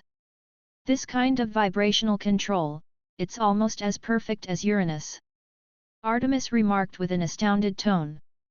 "I am afraid it even surpasses it." Athena uttered, shocking both Unigens. Seeing the looks they were given here, seemingly asking her to defend her ludicrous statement. Surpassing a Unigen in their own laws? That was a joke of the highest order in their eyes. "I know it's crazy, but you guys don't understand what just happened." Athena narrowed her eyes as she clarified the insanity she had just witnessed. That monster needed only 3 vibrational waves to study each dark creature, analyze its unique frequency, and lastly, alter it in a specific way to give birth to a mini version of itself. It did this in less than a second for a trillion creatures. She gulped, "I doubt even Uranus possesses such capabilities without being forced to abuse his laws." Athena and Artemis immediately understood what she meant. They realized that Athena wasn't comparing Uranus' commands over the vibration laws as he was always number one, but his fine control of it. They knew that if Quantar and Uranus were put in the same scenario, Uranus wouldn't be able to pull off the same without abusing his laws, since it required an unthinkable level of mental calculation. This was the reason Quantix Prime and his nation didn't bother to attempt and manipulate the dark creatures' frequencies. Thousands or even millions were manageable. But, with the number of dark creatures crossing past an octillion or probably even more, such efforts were wasted. Quantum realm is truly a dwelling of monsters, Aeolus murmured as he watched the new army of little Quantars rushing towards Apollo and his army. Yet, this wasn't even the end of Quantar's capabilities. Without needing to be asked, it aimed its massive eye on the Vibronixians and Chrono Walkers high above its head. Then, covered each one of them in a solidified barrier of vibrations that resisted and cancelled anything it touched. Shocked and partially thrilled, the soldiers kept staring at their new vibrational shield, realizing that the Quantar truly had their back. Long live the Quantar! Quantix Prime extended his hand forward and bellowed, "Charge! For the realm! For the realm! For the realm!" Both armies took off in the air behind the force of Quantars and started providing them with assistance while using them as shields between them and the dark creatures. How annoying! Apollo scorned in irritation as he commanded his force to engage against them, knowing that he couldn't allow himself to be pushed back. 1838 hurled into the center of the chaos. The portal was right behind them, the link to the void that fed his army infinitely with dark energy. Thus, as long as he had it protected with the rest of the portals, there was nothing that could defeat him.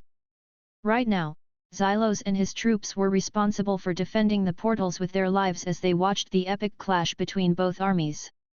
When he saw that the dark creatures ended up transforming into little Quantars during each contact with them, his eyes couldn't help but widen a little. Is the dark army really losing? He mumbled. But soon, he shook his head. It's impossible for the King of Darkness to lose with such an army. While his confidence was still holding strong on Apollo's side, seeds of doubt were already starting to sprout in his mind. For Chaotians, this was a dangerous thing. Meanwhile, the war was already getting heated with explosions and destruction spreading far and wide. No one was holding back, understanding that this war was going to decide the future of the realm. That's why Timion and his nation decided to help out the Vibronixians even when their territories weren't targeted. Most of the nations already suffered immensely in the war near the ruins, and since the Chaotians had betrayed the realm, it implied that his nation would be the next target if the Vibronixians had fallen. Do not falter! Quantix Prime kept hollering behind his troops, his army will soon become ours. As he mentioned, the little Quantars were absolutely dominating the dark creatures even though their numbers were nowhere close.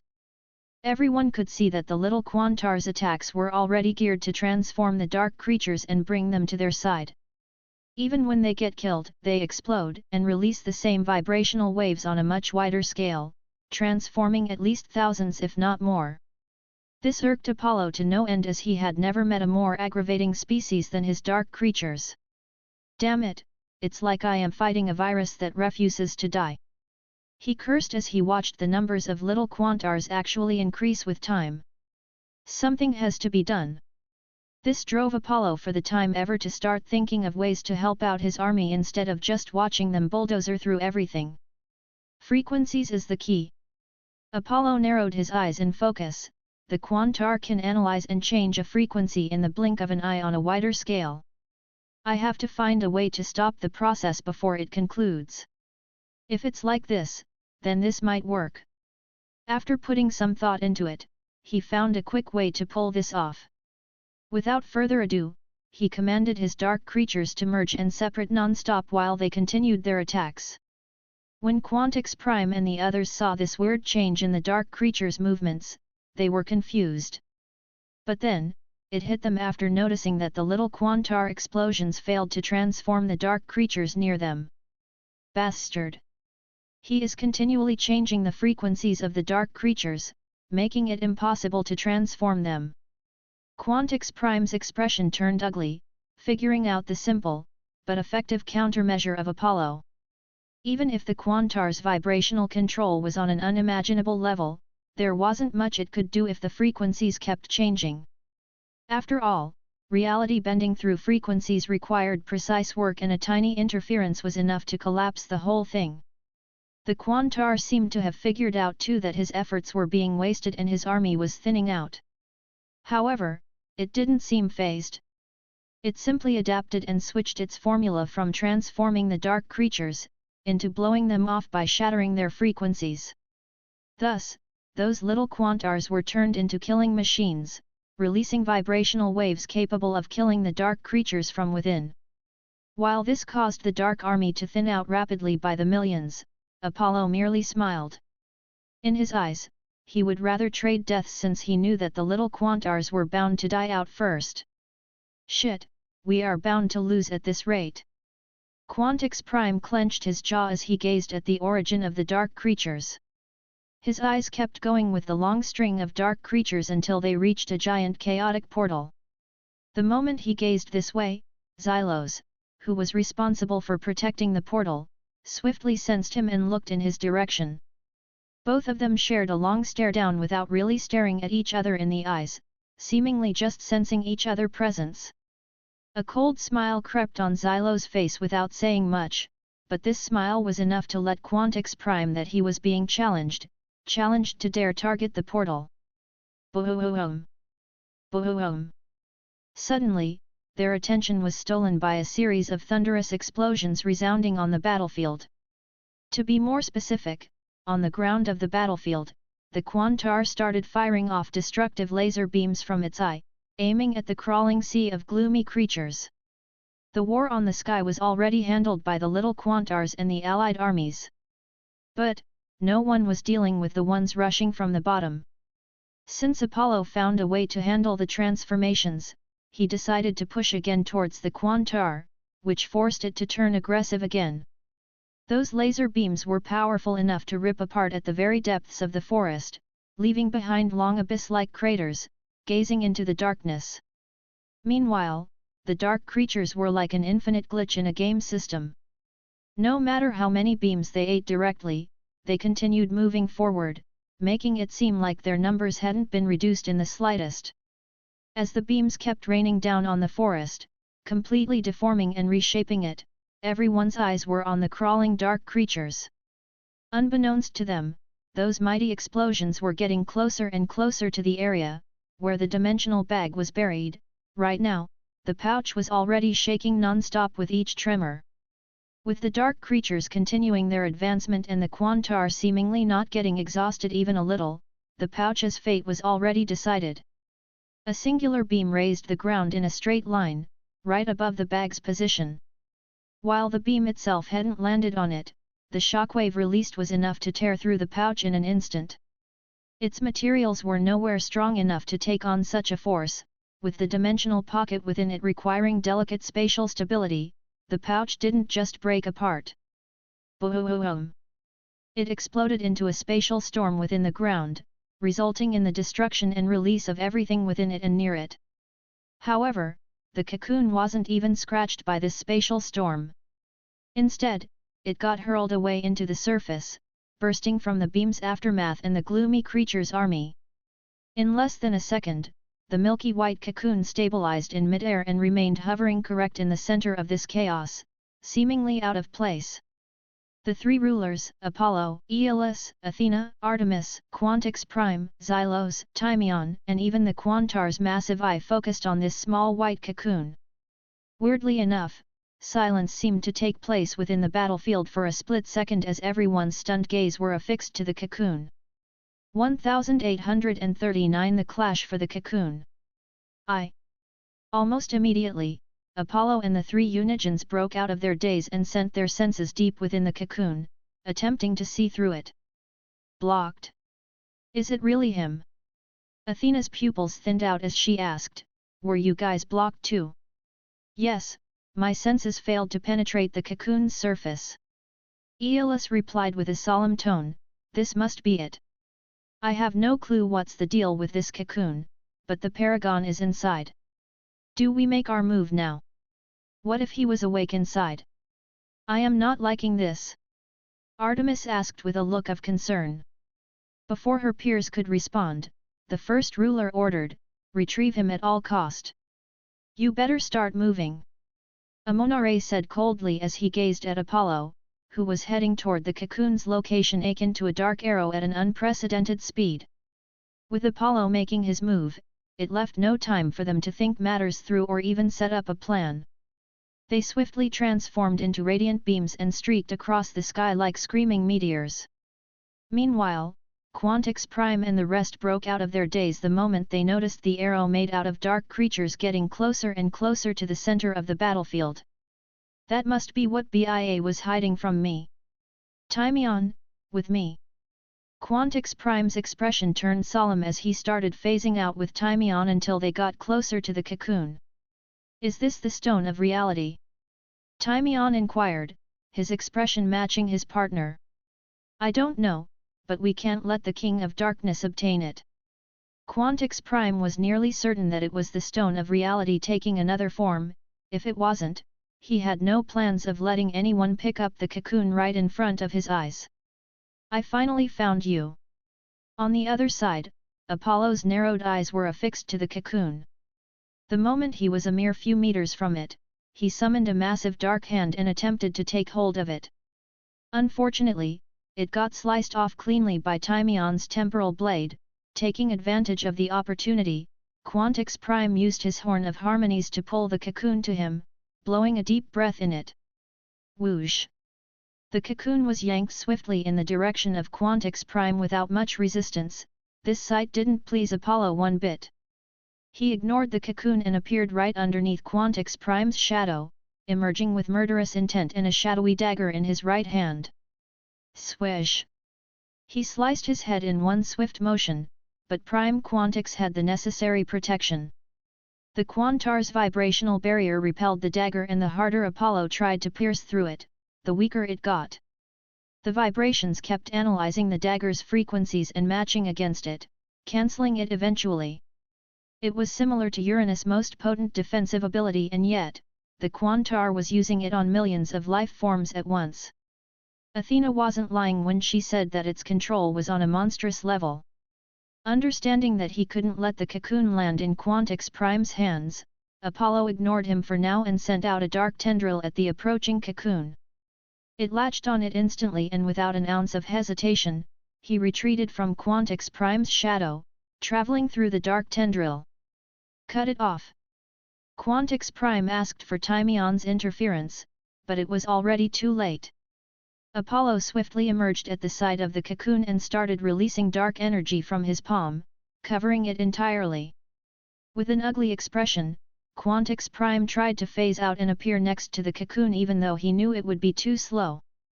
Just as he was going through the phasing process, his fading vision caught a familiar golden arc land on the cocoon head-on. Boredom! Both Apollo and the cocoon got hurled into the ground while the darkness was extinguished by the divine light immediately. Before Apollo could regain his senses, Aeolus appeared right in front of him at an ungodly speed, resembling a vengeful god covered in divine fury. With Zephyr's blade in hand and a look of utter coldness, Aeolus swiftly swung at Apollo's torso, attempting to slice him off cleanly.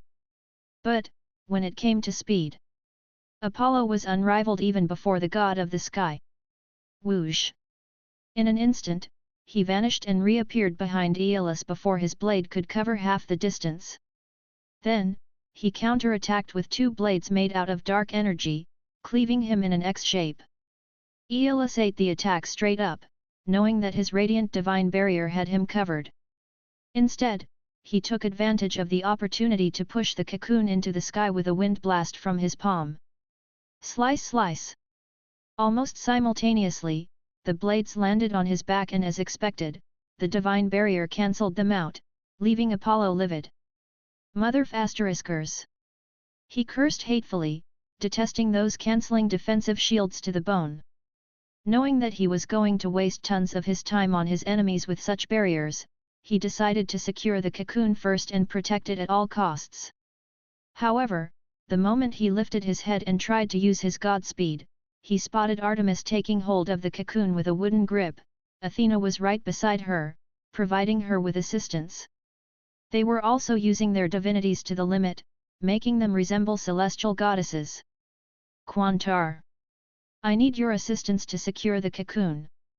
Don't let them take a grasp of it. After the appearance of the three Unigens, Quantix Prime knew that his involvement in this battle was going to be limited even with the help of Thymion. Instead of betting his luck on their capabilities, he sought Quantar's help, knowing that only a monster could deal with monsters. However, Quantar didn't respond. Old friend. When Quantix Prime switched his focus to him, he noticed that Quantar's singular massive eye was already affixed to the cocoon. Its pupil was widened to the limit, seemingly stunned? Shocked? He didn't know, but the Quantar's reaction wasn't normal, he was sure about that. Retreat? Meanwhile, Artemis was already making a run for it with the core in hand while being covered by Athena and Aeolus. They knew it would be extremely difficult to fight against Apollo near his army.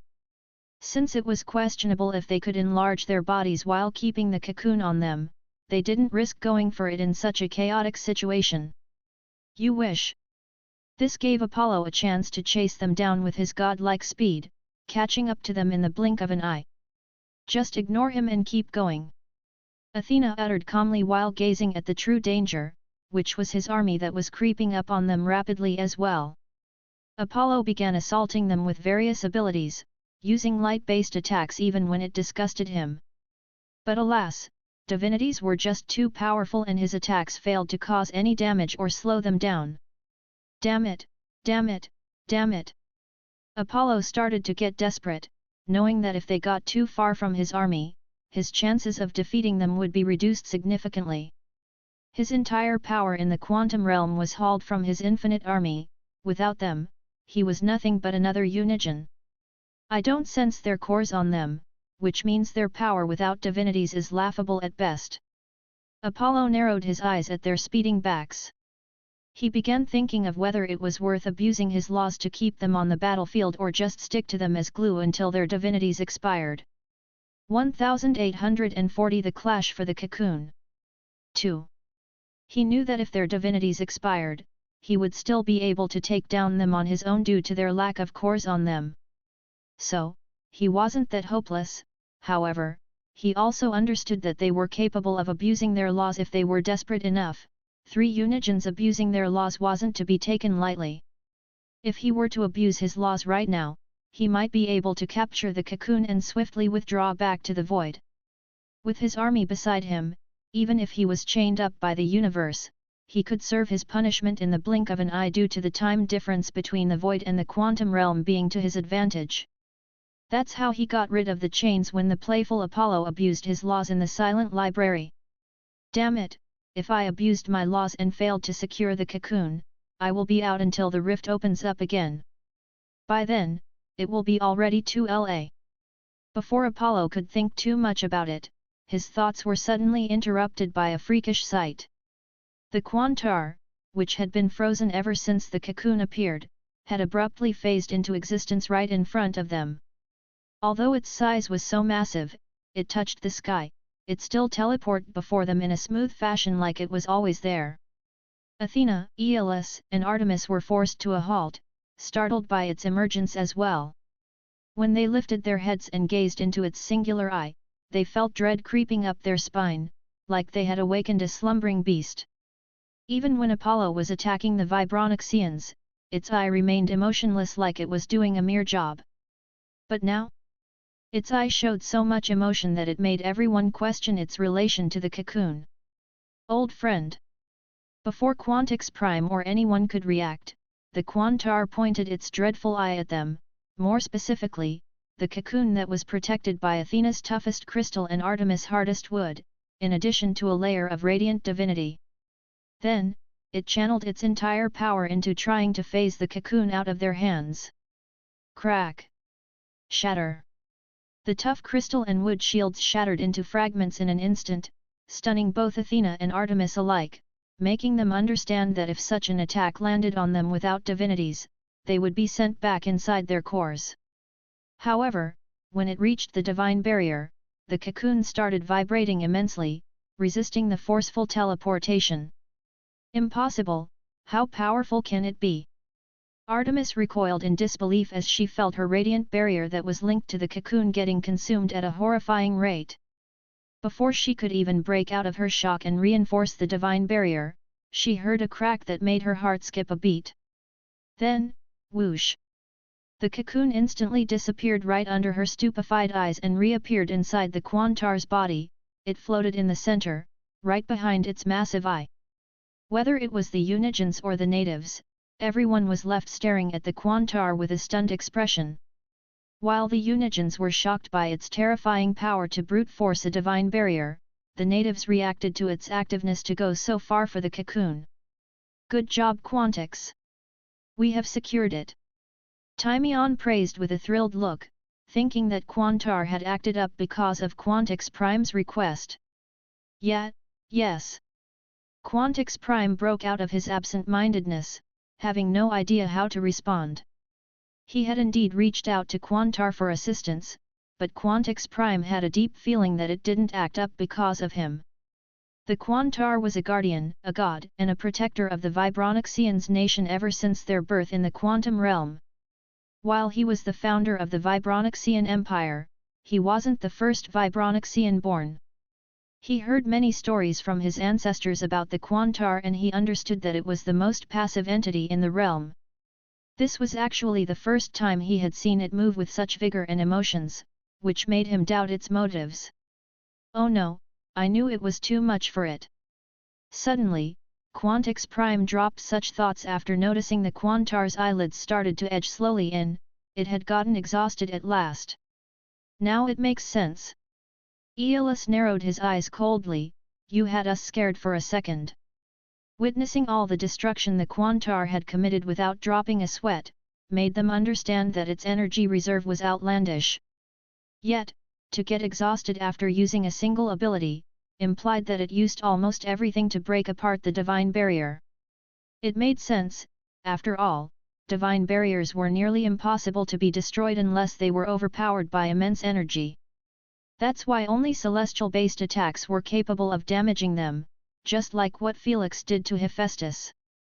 It was still impressive for the Quantar as it meant its assault touched the boundary of celestial attacks. Alas! It's weak now, let's kill it and pull out the cocoon, Aeolus uttered coldly. No, let's keep our distance and let Apollo do the dirty work. Athena glanced at Apollo, who was awaiting his army's arrival with a murderous look on his face. Let's contain it at least with a radiant field. Artemis suggested. They agreed to her proposal at once, knowing that there might be a possibility of the Quantar taking off from the battlefield entirely. So, they retreated to a decent safe distance and combined their radiant divinities to form a singular field around it. Apollo watched the field's creation and did nothing, merely staying outside of it as he ordered his army to rush at the behemoth. Both parties seemed to come to an unspoken truce, deciding to rip out the cocoon from the Quantar before they could carry on their battle. Eat it whole, Apollo ordered coldly. Whoosh! Whoosh! The infinite sea of dark creatures rushed inside the divine field and started to assault the Quantar's skin-tight vibrational barrier. It was a permanent barrier it had on before the divine field was created, which meant it couldn't cancel it. As the dark creatures began to engulf Quantar from top to bottom, Quantix Prime and the natives watched with distressed expressions, witnessing its inability to defend itself properly. Exhaustion was painted all over its face as it kept gazing at the sea of dark creatures chipping at its vibrational barrier slowly, but surely. Old friend! Please! Throw away the cocoon! Let them destroy themselves for it! It's okay! Quantix Prime shouted telepathically, fearing an ending he didn't dare to imagine.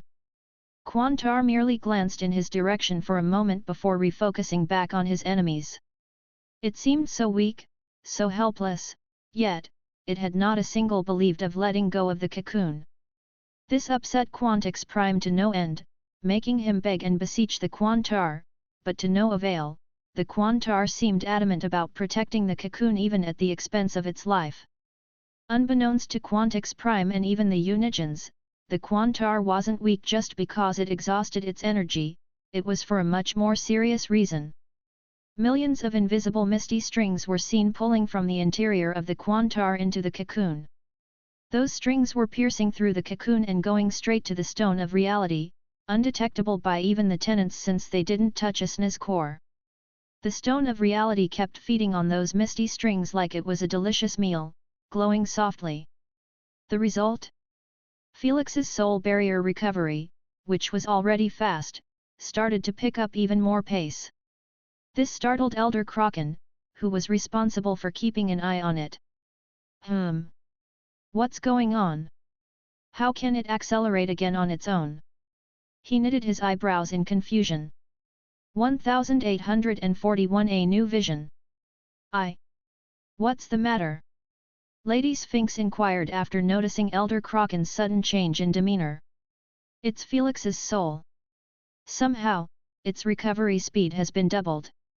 Elder Kraken informed everyone while he was using his senses to compare the change in Felix's soul barrier. Double? Are you serious? With such a significant boost, all the tenants could spot the difference in speed the moment they extended their senses outside of Asna's core. It's true, how? What came into their sight was Felix's peculiar pebble-like soul barrier crossing past the 80% mark in almost no time. I have no clue. Elder Kraken uttered with a solemn tone, not pleased with such a change. I am afraid this might imply outsiders' interference. Everyone's expressions turned grim at the sound of that. Isn't this good for us? Candace tilted her head in confusion. Who do you think possesses the capabilities to accelerate soul recovery in this universe? The moment Candace heard this, chills coursed down her spine after being reminded that not even Elder Kraken was capable of helping a Unigen accelerate his soul recovery. In other words, only Celestials could pull it off, which implied only one conclusion. No, it can't be. Candace covered her mouth in dread. He can't have been caught. It's too soon to jump to such conclusions. Lady Sphinx frowned as she gazed at the sky. If he was caught by the three rulers, they should have got rid of us first. Yes, we are a mere pest in their eyes, Thor confirmed with a cold tone. The rest of the primogenitors seemed to agree even though no one was pleased with such a take. In their eyes, regardless of what the three rulers decided to do with Felix after catching him in such a vulnerable state, there was no point in leaving them alive. It must be something else, let's hope it's on our side. Lady Yggdrasil wished softly. No matter how hard the tenants would have guessed, they would never arrive at the truth. The truth was pretty shocking as the Quantar was accelerating Felix's soul recovery by feeding the stone of reality with its own life force. It was literally killing itself for the sake of helping Felix be reborn. An entity Felix interacted with only once when he stepped into Quantar City and joined the vibrational hub, yet, here it was, showing an immense loyalty to sacrifice itself for his sake like he was its most important treasure. While the tenants had no way of finding out, it was a different story for the slumbering Felix. Within Felix's dreams, Felix could be seen sitting in an empty desolate grass field with many holographic boards in front of him. He seemed to be studying and plotting new ways to take down the three rulers. As the personification of the sloth law, even when his wisp merged with his soul and he was forced into unconsciousness, he still had control to do whatever he wanted in his dream world. He decided to use his time here to study and prepare for the biggest conflict of his life. Alas, it seemed like he was absolutely stumped. Those monsters have no weakness. As long as they stay in the eternal kingdom near the source of celestial energy, I can't defeat them. Felix sighed. He wasn't known for believing in the impossible, but he truly could not find a way to deal with them. He knew that celestial energy was the key to defeating them, but how could he obtain it when the source was monopolized by them? Even Asna's awakening required an immense amount of celestial energy to happen, which meant she needed to be near the source or at least in the eternal kingdom. If she got revived and I dared to bring her to the kingdom, they would finish us off before we could take our first step in. Felix massaged his eyelids in helplessness. Just as he was about to erase everything he wrote on the boards, his eyes thinned out after noticing that the sky of his dream realm was being changed on its own. What's going on? Felix stood up with a deep furrow as he stared at his dream world collapsing into a colorful void, where only himself was left floating in nothingness. Is this the quantum realm? Felix would recognize those colors and this atmosphere anywhere he went, as it was unique to the quantum realm. This intrigued him quite a bit, assuming that maybe the stone of reality was trying to show him another vision. Without warning, the space in front of Felix started deforming and reshaping until billions of colossal bat-like creatures were born. Felix failed to recognize them since he had never seen the Quantar before, but anyone else participating in the war outside would be left utterly stunned.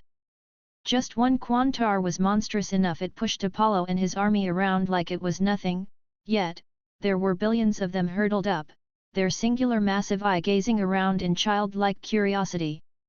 When they noticed Felix, their gaze were left affixed on him, making him feel an undeniable amount of worship and love in them. It was like they were staring at their God, their father, and their everything. Why are they staring at me like this? Felix murmured for a moment before glancing at himself. To his shock and horror, he found his body to have turned transparent with the 7 heavenly cores in it, resembling the featureless consciousness of the universe he had seen before. However, his head still remained the same with his features on for some reason. Am I viewing a vision from the memories of the universe's consciousness?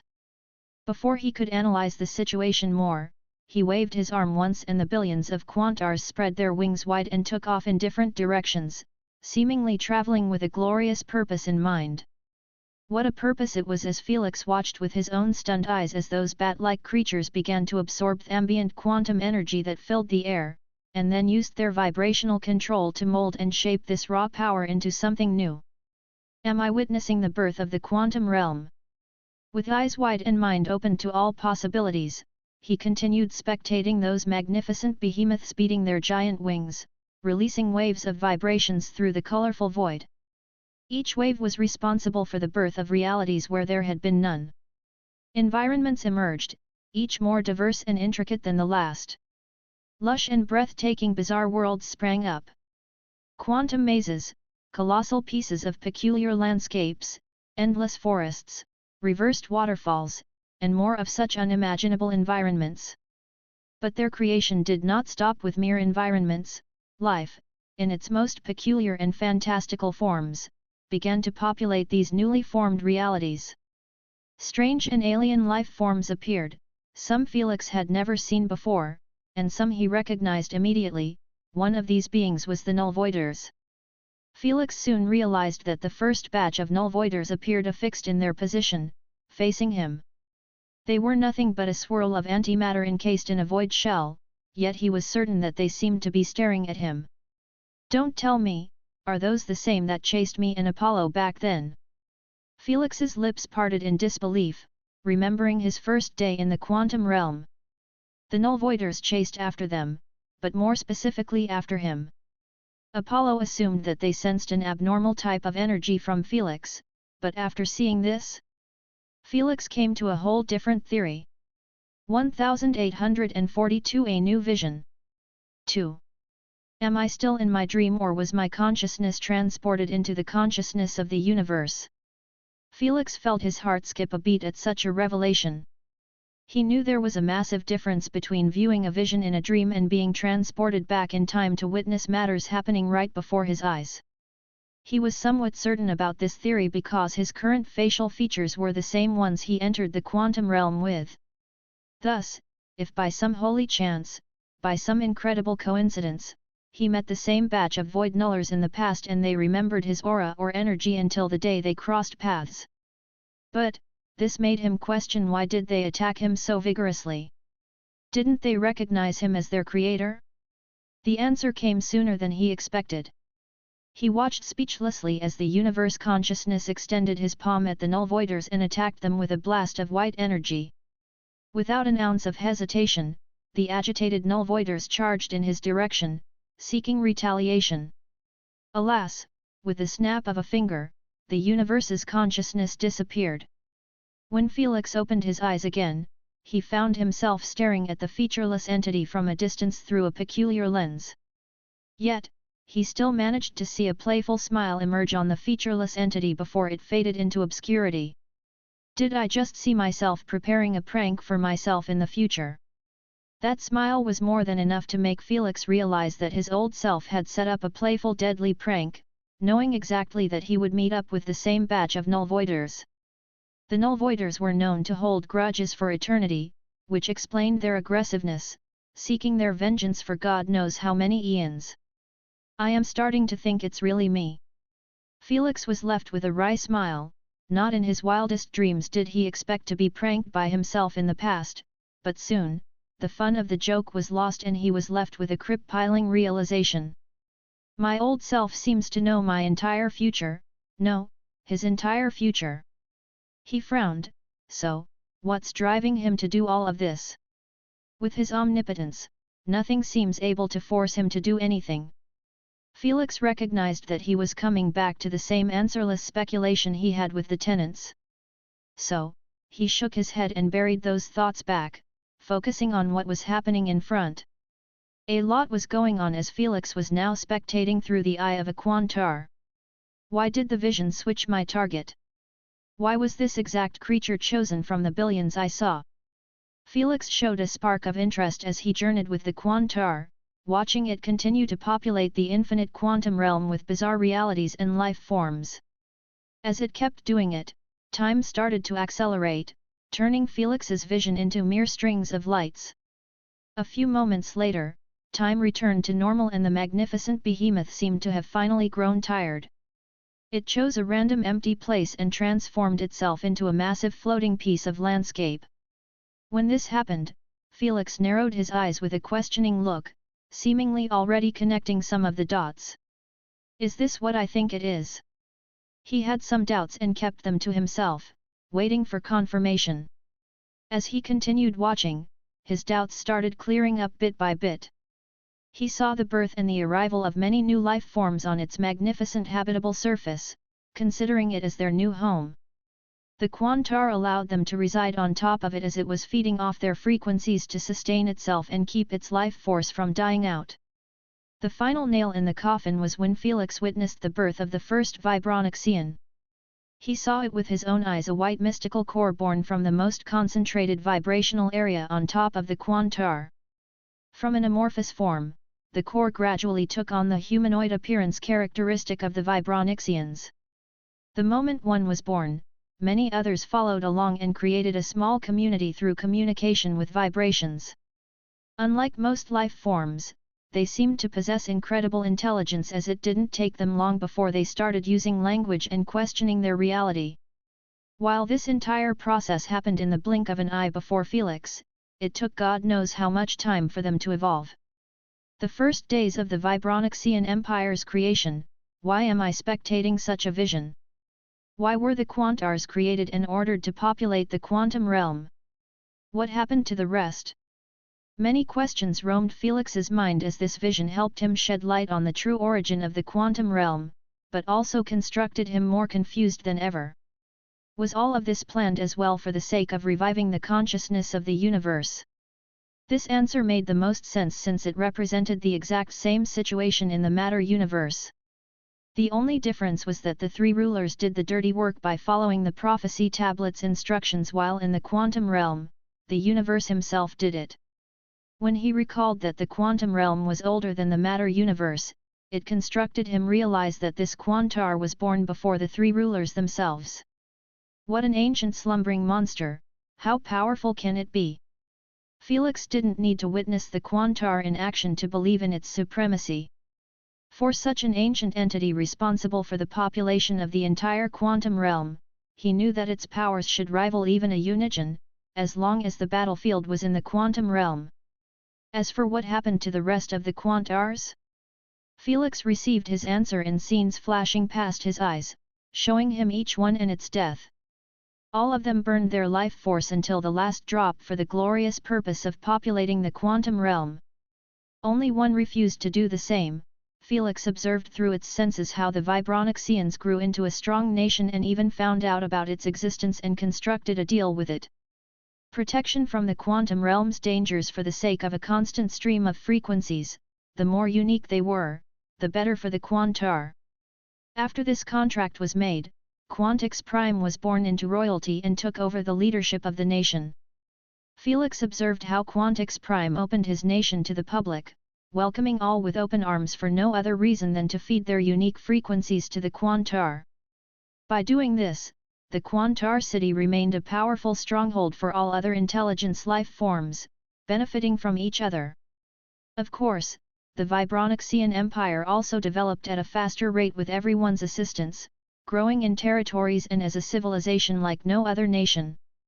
Thus, when those same races went on to create their nations after they grew strong enough under the Quantar's blessings, the Vibronixians permitted them to. But, they never expected the Chaoxians to bite the hand that fed them and began seeking to conquer the massive territories of the Vibronixian Empire. This was what formed a long-lasting feud between them. But, Felix couldn't care less about any of this as he was still trying his best to find out the reason for the Quantar to use such means to prolong its life. "Why are you desiring life this much?" Felix murmured to himself. "Why are you forcing yourself to stay awake even when you concluded your mission? Why are you refusing to take rest?" Before Felix could finish his question, the vision began collapsing, but so is his dream world. Hey! 1843 burning through its life force. Felix could understand the vision collapsing after its conclusion, but it shouldn't have brought down the dream world with it. That's because it implied the end of his dream and slumber, which shouldn't be possible when he still needed plenty of time before his soul recovered. Something must have happened on the outside. Felix showed a solemn look as he helped accelerate the dream world's destruction. When he opened his eyes, he was stunned to find himself not in a SNES core, but within a massive pebble-like celestial shimmering barrier. Even the consciousness ocean underneath was glimmering with a hint of golden luster. "Is this my new soul? It can't be," Felix mumbled as he gazed around in a daze, feeling like he had entered the holy grounds. Felix had this reaction only once when he first entered a SNES core. When his eyes landed on the ceiling, he found that the soul barrier was still incomplete.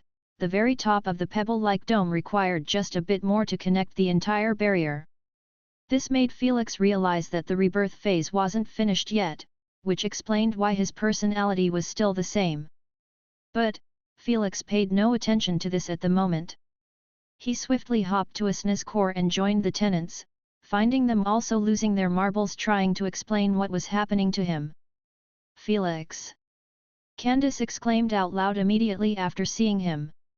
Felix gave her a slight nod and went to sit with the tenants at the central table, his expression as serious and confused as it could be. "Based on your expression, it seems like you have no idea what happened too," Lady Sphinx disclosed calmly, skipping greetings. "I don't know if it's related or not, but I saw a new vision related to the birth of the quantum realm and the Quantar, the Vibronixian's guardian," Felix shared. "A new vision?" Thor raised an eyebrow in surprise, his reaction shared by the rest. "See for yourselves." Felix flicked his finger and shared a summarized version of what he witnessed in the dreamland. When the tenants watched what occurred, their reaction and arising questions were more or less the same as Felix's. However, before they could discuss them, all of them switched their gazes to the sky. Their senses, which were blocked completely by the cocoon, suddenly felt like they could slither through the blockage. It was like finding a tiny hole in a wall to peek from. Everyone glanced at each other for a split second, and then swiftly sent their combined senses through the cocoon, desiring to know what was going on outside at last. When their senses pierced through the other side, expecting to find themselves in either Commander BIA's possession or hidden somewhere. Not in their wildest dreams would they have predicted the shocking scene painted before their eyes. Millions of misty strings attached to the cocoon while it was inside a massive dark bat-like creature, its skin moving disgustingly akin to millions of little bags squishing at once. "What the hell is this?" Thor's reaction was shared by all. None of them seemed to have figured out what was happening immediately. Felix, on the other hand, picked up on a familiar feeling like he had been here before. When his eyes scanned the entire creature, it finally hit him. His heart skipped a beat while his eyes widened to the limit as dots started connecting in his mind akin to fireworks going off. While the time spent in the vision might have passed quickly, Felix had felt and gone through everything the Quantar had experienced. When Felix saw those misty strings rushing to the cocoon and being absorbed by the stone of reality, he understood exactly what the Quantar was doing. "Quantar, is that you?" Felix spoke through vibrations. His voice carried a tint of emotions in it. The moment it heard his voice, the Quantar released a soft vibrational noise that made absolutely no sense in Felix's mind. He couldn't decipher what he was trying to communicate, but he could sense the emotions in it. It was of happiness, reverence, and a pet-like joy. "What's going on, Fel?" Felix interrupted Candace with an extended palm and continued sending vibrational messages to Quantar, asking him about the situation. Quantar answered him by opening a small hole through Apollo's dark army that swarmed it entirely, creating a wall thicker than the tallest skyscraper in the realm. The moment Felix picked up on the slight breach, he released his weakened senses through it. The first thing that came into his eyes was Apollo, standing proud with a cold expression. Then, the three Unigens awaiting at a decent distance, already using their peak divine forms, awaiting the best opportunity to intervene. Last but not least, the Vibronixian and Chronauker's armies were situated at a distance, dealing with their own fair share of dark creatures. His senses might be weak, but he managed to scan every face across the entire battlefield, making him recognize familiar faces. Thus, when he saw Athena, Aeolus, and Artemis, he realized that the three rulers must have found out what happened in the tower somehow and sent them to retrieve his cores. At the same time, the Unigens all picked up on Felix's gaze washing over them, making them narrow their eyes and focus instantly. "He is in there, and he is awake," Athena uttered with a solemn tone.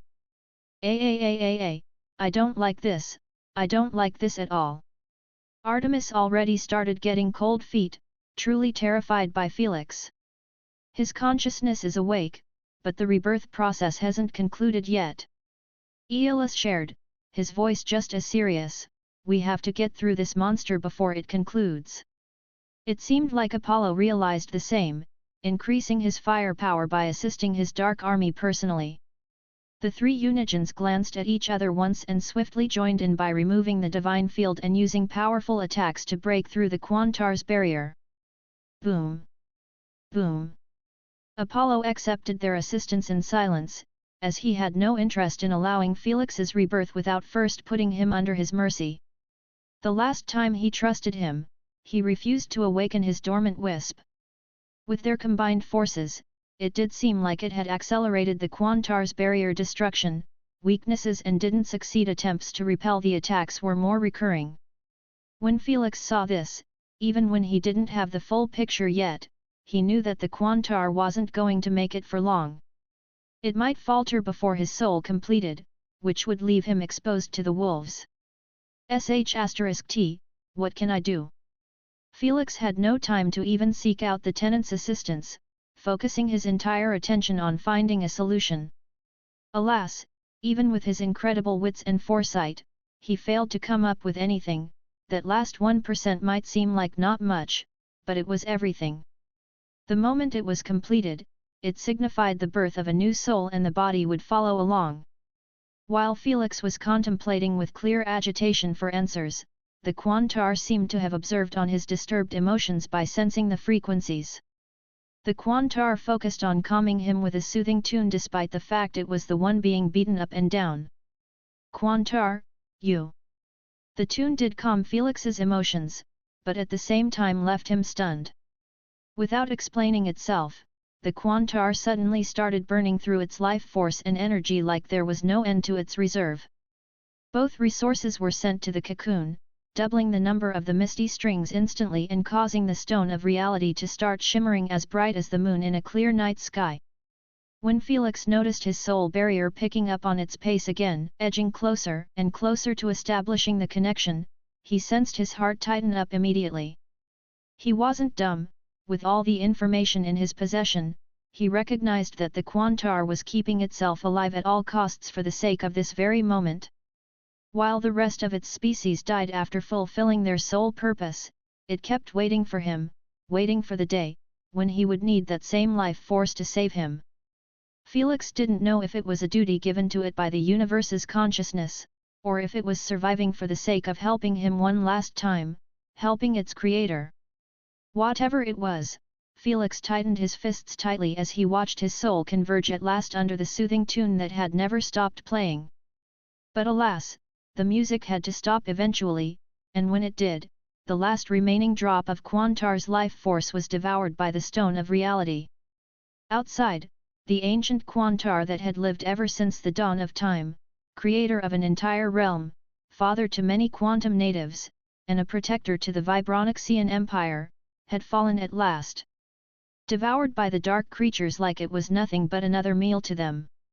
The moment its corpse disintegrated, the dark creatures rushed to envelop the gleaming white cocoon, like moths fluttering to the sunday. 1844 The White Pillar. Quantix Prime's stunned eyes were affixed on what used to be his old friend, his guardian, and the symbol of his empire. Vibra, Krell, Timion, Dankin, and the rest of the troops stopped whatever they were doing.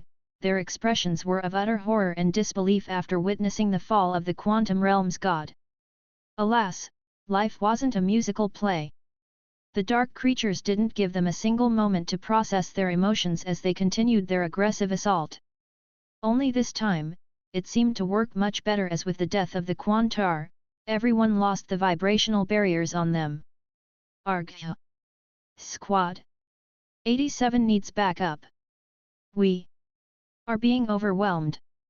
A symphony of cries and shouts filled the battlefield as everyone seemed to be struggling to survive against the infinite numbers of the Dark Army. Retreat as one. Quantix Prime ordered at once.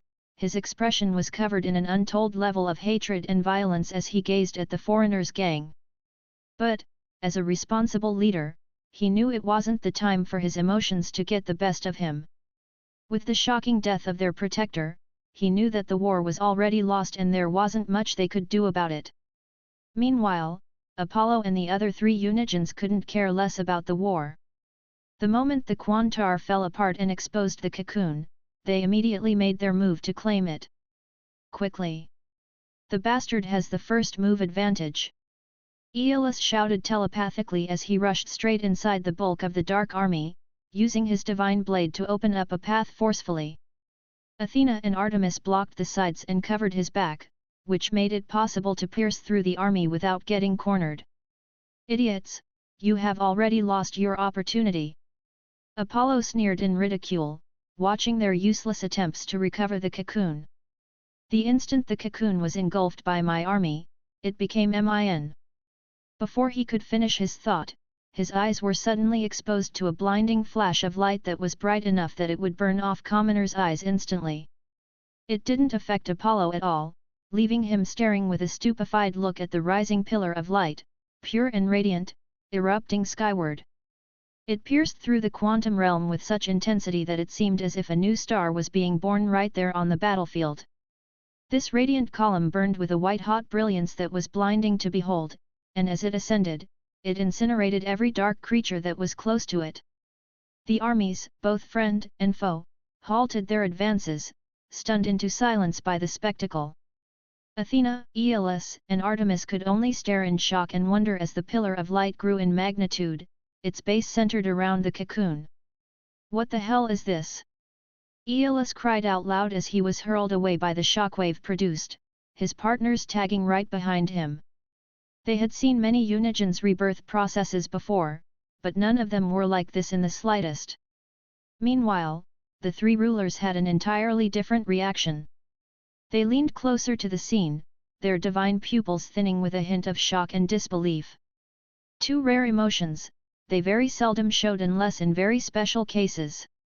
This case was more than just special, it was impossible in their eyes. The divine ascension, he is ascending to a celestial, how? Amonare bellowed, his voice cold, but carried an undeniable level of anger. I don't know, Asna's core hasn't been touched at all, I know for a fact. Medusa frowned deeply after using her senses and noticing that her little serpent was carrying its mission smoothly. If only she could see what was going on in Asna's core or outside of it, their doubts would more or less be answered, as Felix was going through the transformation of a lifetime. A transformation far superseding the origin realm breakthrough or even his first ascension to a new Nijin. The only difference from the rest was that none of them expected it, besides one, Lilith. This is looking more promising by the day. She smiled to herself. He is so close to the finish line, closer than anyone else. With many peculiar thoughts roaming in her mind, she watched as his physical form began to take shape around his spiritual form. The 7 cores were contained by the 7 hearts, seemingly, each connected to a heart, but at the same time, connecting to a singular soul. What's going on? Isn't this technically impossible by the universal standards? Thor exclaimed in shock, unable to comprehend what his eyes were feeding him. The rest of the tenants were just as ignorant, no one able to give a proper answer to such a question. It was expected. Felix had gone through hell to ascend multiple times by using a loophole, which enabled him to associate each core with an individual soul of a dragonic tail and a heart as its physical container. But now? The universe decided to merge all 7 unique cores into a soul. This went against its orders, since it implied a single Unigine could be the guardian of more than 20 laws at once. Indeed, it should be impossible for a Unigine, but Felix. Lilith decided to help them out a bit, sharing with a faint knowing smile, he is no longer a Unigine. If he isn't a Unigine, then what is he, Beko? Hey? Don't tell me. The tenants were quite sharp and managed to come to the shocking conclusion almost immediately, leaving them staring at each other in disbelief. I knew that a soul born from a celestial heart might result in the birth of a celestial, but to actually happen. Lady Sphinx murmured with an astounded look, even connecting the other cores to one soul. It wasn't like no one thought of it. It just seemed too unimaginable, like it was absurd to even dream of it. After all, there were only 4 celestials in the universe and one of them wasn't even awakened yet. But, here they were, watching Felix's transformation coming to an end. While they were shocked by the implications, the divine white pillar wasn't visible to just the ones near it. It actually pierced through space-time and traveled across all the known and unknown realms, dimensions, and whatnot. Unlike the universal thunderclap, the pillar appeared in everyone's eyes regardless of their position or status. It was like a white pillar burned at the back of their retina, forcing them to stare at it even while they were asleep. This caused chaos to arise everywhere. Meanwhile, in the spirit realm, Lord Hades stared at the pillar with the same emotionless zombie-look expression, his thoughts unreadable on the surface. "Little one, it seems like you are nearing your goal," he mumbled. "I can't wait for the day you dethrone those 3 oppressors." The pillar spoke nothing about Felix, but Lord Hades seemed confident it was related to him. He wasn't the only one with the same feeling. "Father! Felix, is that you? What kind of uproar are you causing now? Little one must be giving them hell." Noah, Olivia, Selfie, Nemo, Carbuncle, and many others close enough to have seen many of his miracles couldn't assist but associate this unexplainable phenomenon with him. 1845 The Divine Ascension. Every one of them was going through their parts of life, but the moment Felix came into their minds, various emotions were brought up against their will. But, all they could do was associate them with hopeful and delightful nostalgia and carry on living, knowing that he was long gone. Suddenly, the white pillar in everyone's eyes started to turn dark and ominous until it was completely pitch black. Everyone was left stunned, having no idea if the pillar was still there, and they couldn't see it or if it had gone away. The only ones knowing were near it, gazing at it with similar looks. It had indeed turned dark for less than a second before it died out at last. The moment it disappeared, everyone's eyes landed on a singular humanoid entity with a skin fairer than fairies, and long smooth hair, darker than the darkest nights. His features were sharpened, with a pinpoint triangle jaw capable of slicing through the hardest known materials.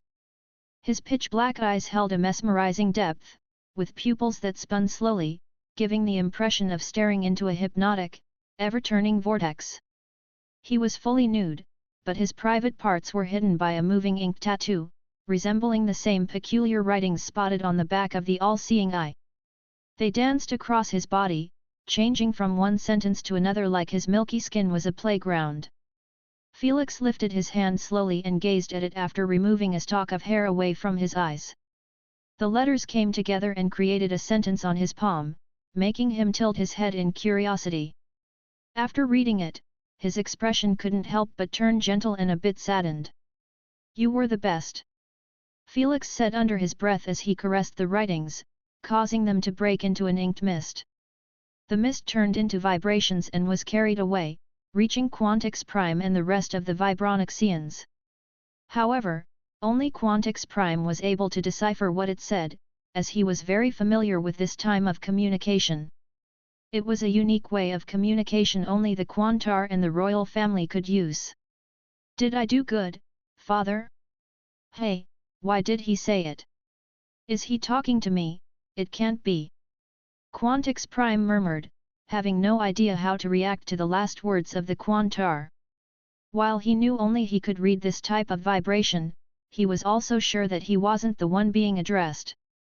That's because the Quantar never considered the Vibronixians more than just business partners no matter how hard he tried to make their relationship closer. Is he addressing him? Quantix Prime's eyes landed on Felix, who slowly turned his head to face the four Unigens. Before Quantix Prime could continue with the thought, he was shocked to see that all four of them and the entire dark army nearby had disappeared. He swiftly turned to Timion and he seemed to have the same expression, making him realize that he wasn't imagining things. "Who the hell is he? What do you guys think?" "I don't know, but he was already too dangerous to begin with. This feels too ominous." Meanwhile, Felix and the four big A's were seen staring at each other in silence. Felix wasn't saying anything while they were trying to study him. Or at least, what he had become. Felix wasn't showing any change of expression or making a move for a reason. He was analyzing new information bestowed upon him after the ascension. Information that was specific to the Stone of Reality, his new main core.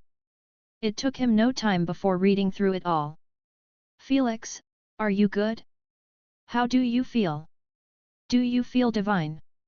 The tenants checked on him, having no idea what to expect of him after this peculiar transformation. For all they know, he might have changed completely or forgotten about them. Fortunately, it didn't seem like this was the case. "I am good, I will talk to you after I deal with them," Felix replied, his tone still neutral. "All right." The tenants could only reply with this and watch as Felix let out a long exhale while eyeing Apollo and the others. "I have wondered about many things in life, but I never thought most of my questions would be answered with a simple death," he said with a wry smile as he manifested a medium axe made out of celestial black flames. He waved it around akin to a toy as he continued. "Like these black flames. I always wondered about its origin and why am I the only one capable of using them." He pointed the battle-axe at them and said calmly, "But now, I know why." "Easy there, Paragon. We know you possess only a tiny bit of celestial flames. You can't bluff your way out of here," Aeolus said with narrowed cold eyes, divine aura screaming off him. He knew that showing weakness was going to do nothing but ruin their chances at dealing with him. After all, they were still geared to the limit with divinities unlike him. "Is that so?" Felix stroked the pitch-black axe and asked with a gentle smile, as opposed to his entire creepy aura, "Will you allow me to test something on you then?" Before Aeolus could respond, with a single blink, Felix vanished from where he stood, reappearing in an instant before Aeolus. He wielded the celestial axe, its blade wreathed in churning black flames that seemed to devour the very light around them. Aeolus reacted swiftly, shooting his arms up and summoning a divine barrier around him. As Felix swung the axe down in a powerful arc, Aeolus crossed his arms before him, the barrier flaring brightly upon contact with the dark flames. "Give it your best," he taunted. Hush! The collision between the black flames and the divine barrier produced a thunderous roar and a burst of divine sparks. Aeolus grunted under the force, but he held strong. "You're wasting your energy, Paragon!" he shouted while turning to his allies, seemingly about to ask them to flank him. Before Aeolus could voice it out, he noticed something alarming. The black flames licking at his barrier were not diminishing as he had expected. Instead, they seemed to be growing in intensity and strength, feeding off the very divine energy meant to suppress them. What? It can't be! His eyes widened in realization as the protective energy of his barrier began to sizzle and crack, slowly being consumed by the relentless flames. The shocking part? He could feel that the black flames were reaching out to his reserve of divinities and consuming them from within him. In a desperate move, he pushed back alongside his remaining strength, desiring to break the connection between them. Arg! Alas, the intense dark flames engulfed him whole and started eating via his flesh, soul, emotions, and even thoughts. Everything that made him, wasn't just devoured, however broken apart first to its initial origin, before getting eaten by the flames, allowing them to grow like never before. This left Aeolus screaming in unexplainable agony without the possibility of even establishing a single thought under the petrified eyes of his peers. 1846 What has he become? Aeolus! Artemis called out loud with a terrified expression, but she still sought to assist him, using her divine bow to fire a powerful green arrow in the direction of Felix. As the arrow got closer, it suddenly split apart into multiple ones and traveled in different paths, attempting to strike Felix from all sides. Intrigued, Felix didn't bother to evade them. He made a small gesture with his finger and those arrows were immediately intercepted by a wall of black flames. The moment contact was made, the arrows broke into their natural state before getting consumed by the black flames, getting a tiny bit stronger. When everyone saw this, only one reaction was appropriate as a response: disbelief. How can it grow without celestial energy? Athena couldn't help but question out loud. She already knew that the black celestial flames were too freaky, capable of burning through everything and even remaining to burn for eternity on their own. However, what they were witnessing was totally different. The black flames were actually devouring all sources of energy and using them as a source to grow bigger and more terrifying. The fact it also did it to a divinity was scarier than what was shown. "I want to let you know, but I can't have my enemies learn about my moves now, can I?" Felix replied with a faint gentle smile, his aura so pacified and serene, like he wasn't in a life-or-death battle. When he said this, Athena and Artemis knew that he was referring to the three rulers, as his eyes might seem like they were affixed on theirs, but in reality, those two dark vortexes were focused on the three rulers within them. It was like he could see straight at them right through the spiritual link. Suddenly, their eyes were drawn to Aeolus after hearing his whimpering voice. His body was no longer seen, engulfed completely in a pillar of raging black flames, reaching up to hundreds of meters. With one last soft pained whimper, Aeolus collapsed to a cloud of black ash and flew away by the very wind he commanded. Not even his Zephyr's blade was spared, burnt and sucked dry completely. This is all he owned, not bad. Felix smiled, as he gestured gracefully for the pillar of black light to return to him. The pillar of black flames flew in his direction, getting smaller rapidly until it landed on his chest as a drop of black ink, in the shape of a black flame. Apollo and the others couldn't help but feel their hearts tingling in dread as they stared at Felix's serene demeanor like he didn't just eliminate a Unigen and devoured everything about him, leaving him as nothing but a pile of ash. The worst part? Aeolus was bestowed upon with so many divinities, he could take on at least 2 Unigens simultaneously. Yet, it didn't even matter, one touch by Felix's black flames was enough to send him back to the Eternal Kingdom. This is it, I was right, this is indeed the key to fulfilling my dream. Apollo's dread was swiftly replaced with unfiltered excitement. But, he kept it to himself, wanting to see what was Felix going to do next. I still have one last experiment, if you guys don't mind. Felix seemed to be requesting, but his extended palm in Athena's and Artemis' direction claimed otherwise. Athena and Artemis glanced at each other and without a single word exchanged, they bolted in different directions, having no interest in battling this scary version of Felix. They wanted to get away first before enlarging themselves and returning to the Eternal Kingdom, but alas, neither Felix nor the three rulers were going to allow that. You better stay put and fight him with everything you got. Amonare ordered coldly, or, you won't have a core to return to. Have you lost your mind? Artemis screamed loudly, didn't you see what we saw? How can we fight something like that? I doubt even know if you can handle him right now. The three rulers' expressions grew cold after hearing her last statement, having their omnipotent strength questioned for the first time ever. But, they didn't bother calling her for it. We saw and we want to see more. The first ruler said composedly. Athena and Artemis' expressions turned gloomy, realizing that the three rulers wanted to use them as guinea pigs to extract more information from Felix without caring about their endings.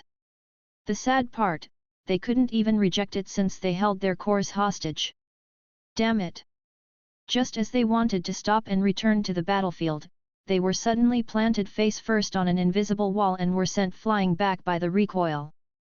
The hell! Even Apollo was startled by this sight, having no idea what had just happened. He swiftly spread out his senses, his danger senses tingling like never before. Immediately after, his visage turned grim. His senses were sealed inside a massive invisible cube, unable to pierce through it even when he was able to see the Vibronixians outside. My apologies, but no one is leaving this place until I get what I want. Felix's creepy mild voice resounded in their minds, followed by a snap of a finger. Then, a gigantic cube made out of blinking colorful squares emerged into the light, leaving them staring at it with a shiver coursing down their spine. Even Apollo's expression turned for the worst. The dimension of order. Athena turned to peer at Felix with a confounded grimace. When did he put it down? We sensed absolutely nothing, nothing. She knew that something was different as even Eris couldn't put down her reality without them sensing it beforehand. We are done for. Artemis already accepted her fate with a bitter smile. I should have hidden myself in the quantum realm when I had my core on me. None of them bothered to escape anymore, knowing that not even their deities could stop them from falling under Felix's commands. That's because in this specific dimension, Felix was representing the universe's order and the divinities were part of its system, which meant, he could bypass their effects whenever he desired. This was exactly what Eris had told Felix when he asked her if there was a way to deal with divinities after he got caught stealing celestial energy. Whoosh! Whoosh! As expected, Felix merely made a gesture with his fingers and both girls were teleported in front of him. Ladies, all you have to do is stay beautiful, I will be done in a moment. Felix requested with a delicate smile as he pointed his palm at them. As they gazed at his palm, they saw the same inked flame, suddenly become alive.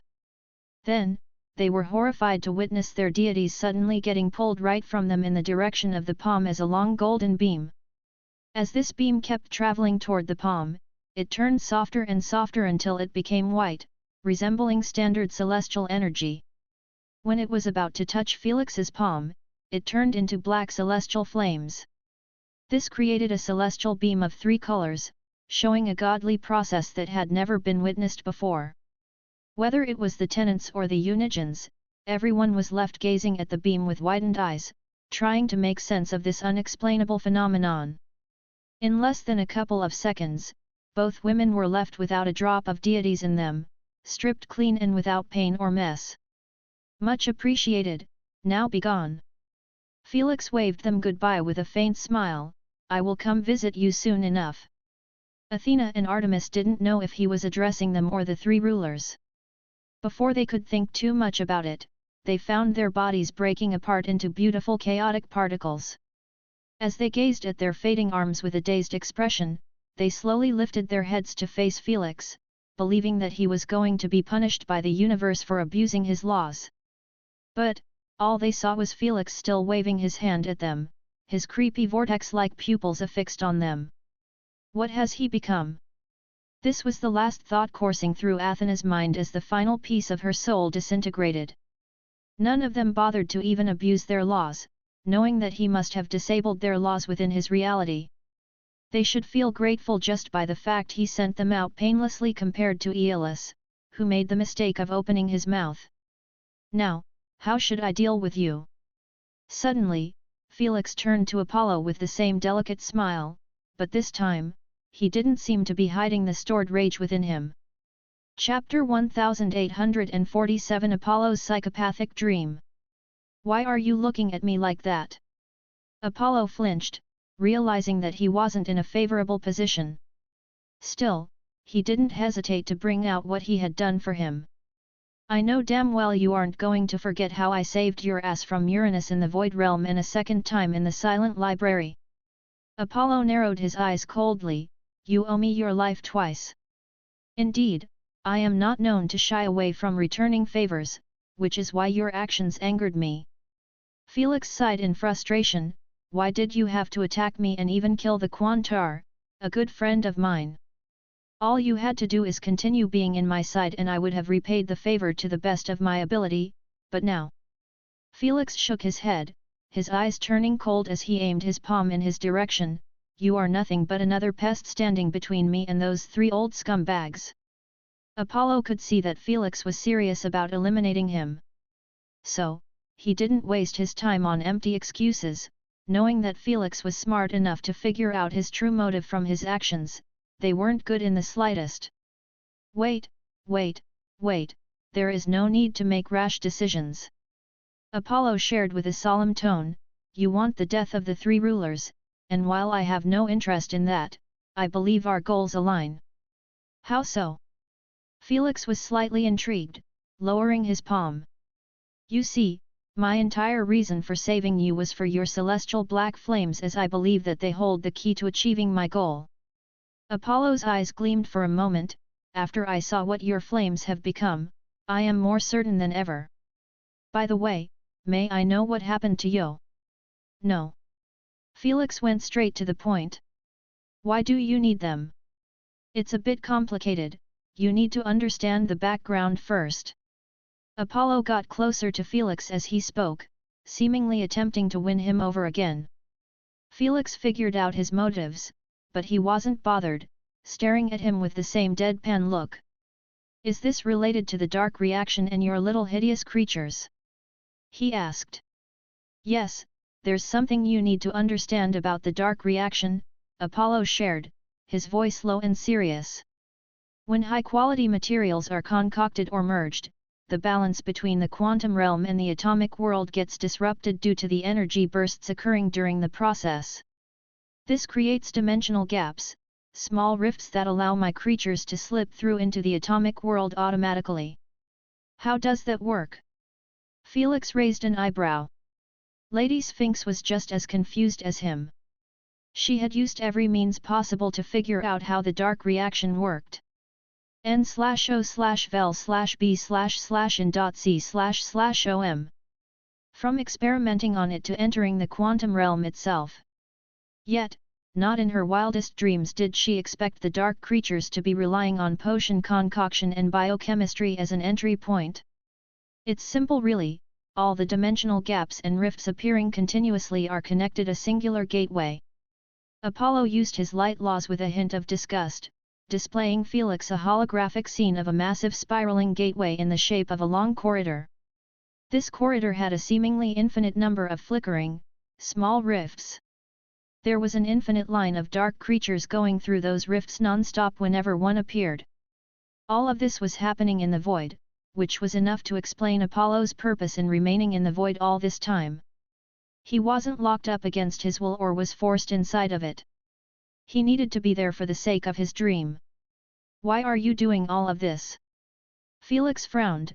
What's driving you to ruin my potions this vehemently? I desire to bring out my dark beings to the matter universe.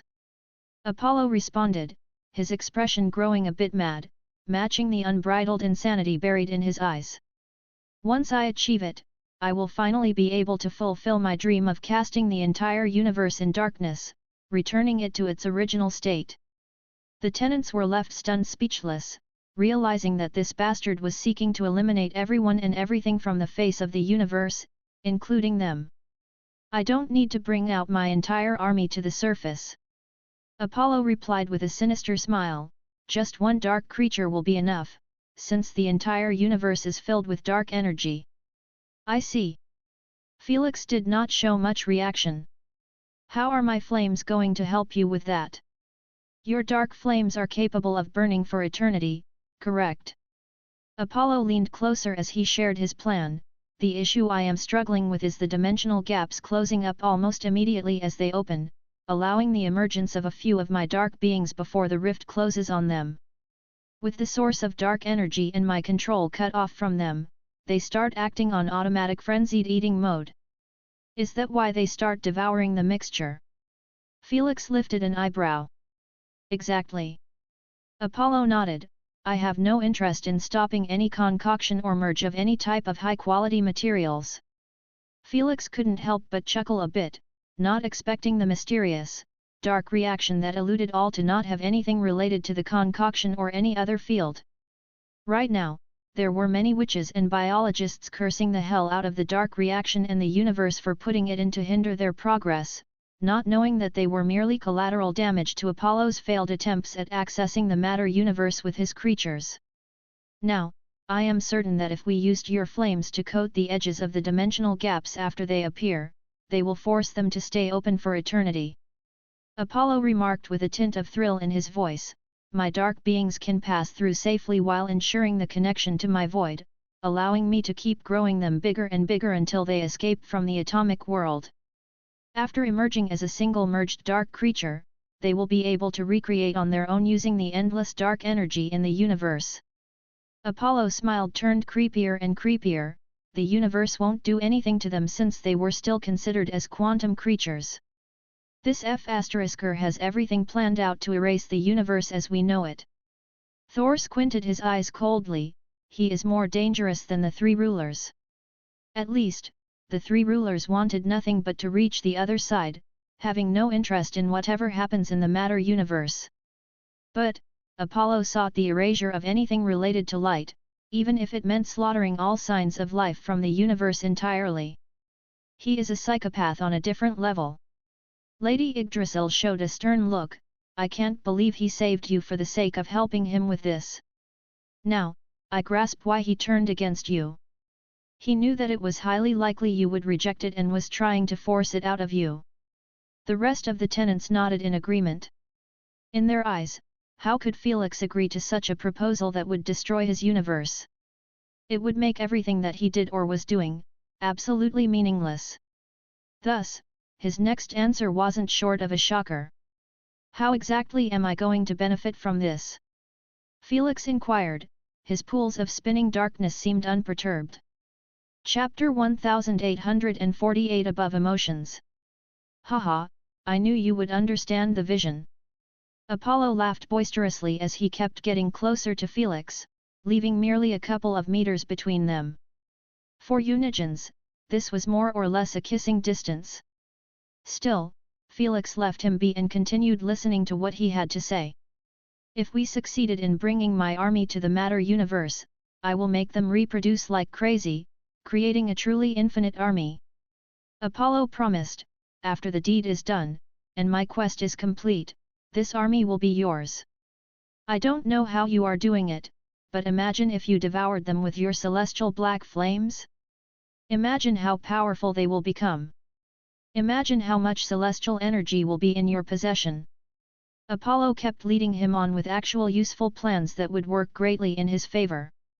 I am sure you know that to take down the three rulers, you really need anything that can help you, and still, it won't be guaranteed. Indeed, your plan does like it will be of a massive boost to my efforts. Felix agreed calmly. Felix. Candace covered her mouth in shock. The tenants shared the same reaction, knitting their eyebrows in displeasure and concern, realizing that Felix's personality might have changed after all. His personality might not seem to be affected by the laws, but his entire demeanor screamed of having turned into a nonchalant celestial. The tenants were more worried about this than anything, as they knew that Celestials cared about nothing besides reaching the other side. This made them carry so many atrocious acts that seemed normal and necessary in their eyes.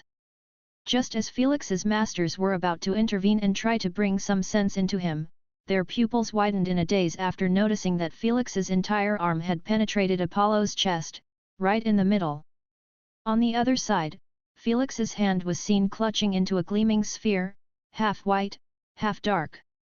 Not a single drop of blood was on his hand, like he had penetrated his soul more than his body. Me and you, together we can conquer the universe and the eternal kingdom. It happened so fast, so smooth, so clean.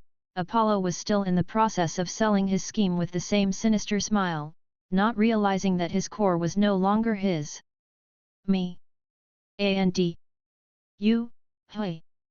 Nov, L, B /JNN.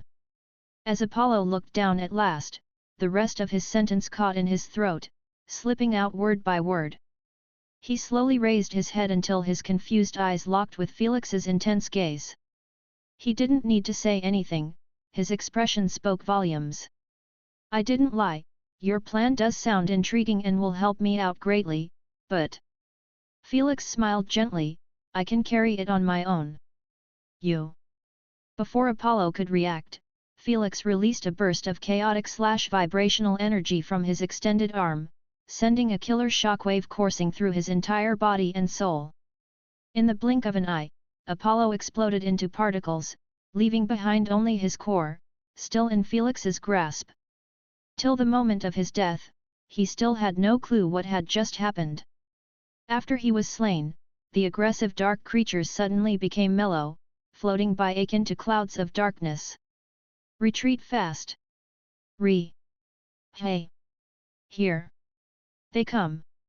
Wait, what? What's going on? The troops facing the relentless chase of the starving dark creatures were left stunned and baffled after noticing what had happened to them. The hell is going on? Krell knitted his eyebrows. I don't know, but it must be related to those foreigners. Vibra commented with a optimistic tone, maybe, they have eliminated the King of Darkness. Your Majesty, what do you think? Quantix Prime remained silent, gazing into the distance, where their capital city used to be. Many ideas coursed through his mind as his eyes roamed to the dying-off dark creatures. It doesn't matter, continue retreating. Quantix Prime ordered, we will know the truth when the time comes. Back inside the dimension of order, Felix was seen tossing with Apollo's core in his hand akin to a baseball ball, throwing it up and down. He kept gazing around him at the dying-off force of the dark creatures, his expression unreadable. He waved his hand and the dark army started to twist and turn, getting smaller and smaller while merging until it morphed into a pitch-black ring. Felix wore it in his right pinky and controlled the size of the dimension of order until it was skin-tight to him. When the tenants saw this, they couldn't help but raise their eyebrows in astonishment. It can be used like this. Doesn't this give him complete control over reality around his skin? Thor remarked. Before anyone could answer him, they all got transported outside of Asna's core and into Felix's new consciousness space. When they opened their eyes, they couldn't help but marvel in awe at how divine and holy the place looked. Felix had already taken the liberty to recreate the town with their homes and various activities. Of course, not forgetting the central table at the plaza, using the same table they were tossing cards on when they were less than 3. Yes, it does. Felix appeared out of nowhere while answering Thor's question, his celestial aura matched the place to perfection. Felix, what's going on with you, man? Thor sighed. Ever since his rebirth, he had been so weird and unpredictable that they had no idea what to expect of him anymore. My apologies for making you worry.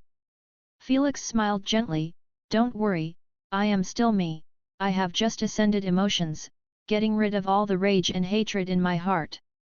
Hey, what do you mean by that? Lord Loki and the tenants were taken back. It means as it means, I am no longer attached to emotions or my law's effect on them. Felix clarified with the same smile, I am now a celestial, I move my emotions, not the way around. This is amazing news! Candace exclaimed in excitement, knowing that even Unigens could not escape their emotions controlling their actions. The fact that Apollo was planning to erase the entire universe just to bring it into darkness was enough to showcase the level of madness they get pushed to. For Felix, who had countless laws, his emotions were almost always out of his control. Does this mean you will be chasing after the three rulers by choice? Lord Shiva inquired calmly. Choice? Felix remarked coldly, I might have cleansed my heart, but I have 7 of them, and there is nothing in this universe that's going to change how I feel about them. Felix's hatred of the three rulers was in a different realm entirely. He feared and despised them as a mortal. He was cautious and hated them to the core when he became a primogenitor. He dared to stand up against them when he ascended to a Unigen. Now, he wanted nothing more but to wipe them out of the face of the universe. At last, he seemed to have the confidence to make it happen. Watch me, I am going to burn them with those very flames I command. Felix uttered coldly as his eyes were set in black flames, but his face showed the same gentle smile. This sent shivers down the spines of the tenants as they were unable to read his true emotions. He had such mastery over his emotions that discerning his true feelings seemed nearly impossible. Speaking of them, is it possible to tell us what happened? Lady Sphinx asked, unable to contain her curiosity anymore. Chapter 1849 The Stone of Reality's Powers. You couldn't hold it in anymore. Felix chuckled as he joined them at the central table. None of us could. Hormungandr uttered with an astounded tone, we thought it was capable of only burning matter and dealing immense pain for eternity. How did it evolve into breaking apart divinities and transforming them into celestial black flames? It's not the doing of the black flames. Felix shared with a faint smile as he brought out a black flame on top of his palm. It's the Stone of Reality's doing. Remember when we saw how the Stone of Reality used its powers to create a balance between laws, which resulted in shaping our reality as it is? The tenants nodded. Well, I found out that Asna's core and the Stone of Reality are considered intertwined. While Asna's core creates and controls laws, the Stone of Reality can manipulate their effects and give them meaning. You mean like change the law's entire identity? Elder Kraken raised an eyebrow in surprise. Asna can create a law of fire while the Stone of Reality can make it freeze objects instead of burning them. Exactly. Felix smiled, the Stone of Reality's powers is equal to Asna's powers for the very reason. It is the cornerstone of our universe's reality and without it, laws can be anything they can be. Doesn't this mean you have control over all laws and can change them as you desire? Candace exclaimed. For a celestial heart at the same rank as Asna's, it wasn't far-fetched to have such a commanding authority over the laws. I can't do it wantonly though. Felix shook his head. To change the reality of an already established law takes immense energy. If we weren't in the quantum realm, where the universe's rules are more forgiving, the Stone of Reality wouldn't have caused such chaos. For it to create the reality in our universe through giving effects and proper logical connection between our laws, it devoured a significant amount of the released celestial energy. I see, it makes sense. The tenants understood that manipulating laws in the matter universe was not the same as making it in the quantum realm. Quantum energy ruled this place and it could be used for everything and anything, even the Stone of Reality was using it to change realities around it. Also, the process isn't simple as it requires another celestial language, Felix added. Another celestial language? Thor gaped in astonishment. Don't notify me it's the same one we saw behind the all-seeing eye. Lady Sphinx caught on immediately. None of them forgot the mysterious language, which seemed foreign to even Lilith. Exactly. Felix nodded as he manifested a sentence written in peculiar writings, unlike the 3 celestial languages. Then, he tapped in the sentence on the central table. The writings disappeared immediately and in an instant, the table turned into crystallized ice. Nov, L, B /JNN.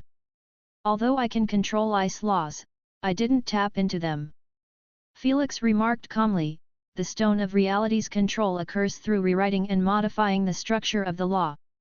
Woa, Candace exclaimed in astonishment, her reaction shared by the tenants. How does it work exactly? Is it similar to the three celestial languages? Lord Marduk, the expert in universal celestial languages, inquired. Not precisely. Felix clarified, while the three rulers' languages can communicate with laws and elements, my language hijacks the law's structure entirely. This allows me to manipulate its structure to what I desire, however, I can't control it unless I own the law manipulation or use one of the three celestial languages. I see. Thor rubbed his chin. If we considered a law like a building, then your language is the designer while the three languages are the beneficiaries. More or less. While the analogy wasn't perfect for simplification, it was enough to establish an idea of the difference between the four cores. But, how is this related to the black flames? Lord Loki wondered. The stone of reality's powers can just change the structure of laws, Felix responded with a faint smile, but, then I found out that my black flames are a medium for the 7 celestial cores. What do you mean? When I first obtained them, they had the power to devour matter and burn for eternity. These powers were bestowed by Asna's core. Felix added, in reality, the black flame's standardized powers are just causing immense pain through burning the body and the soul.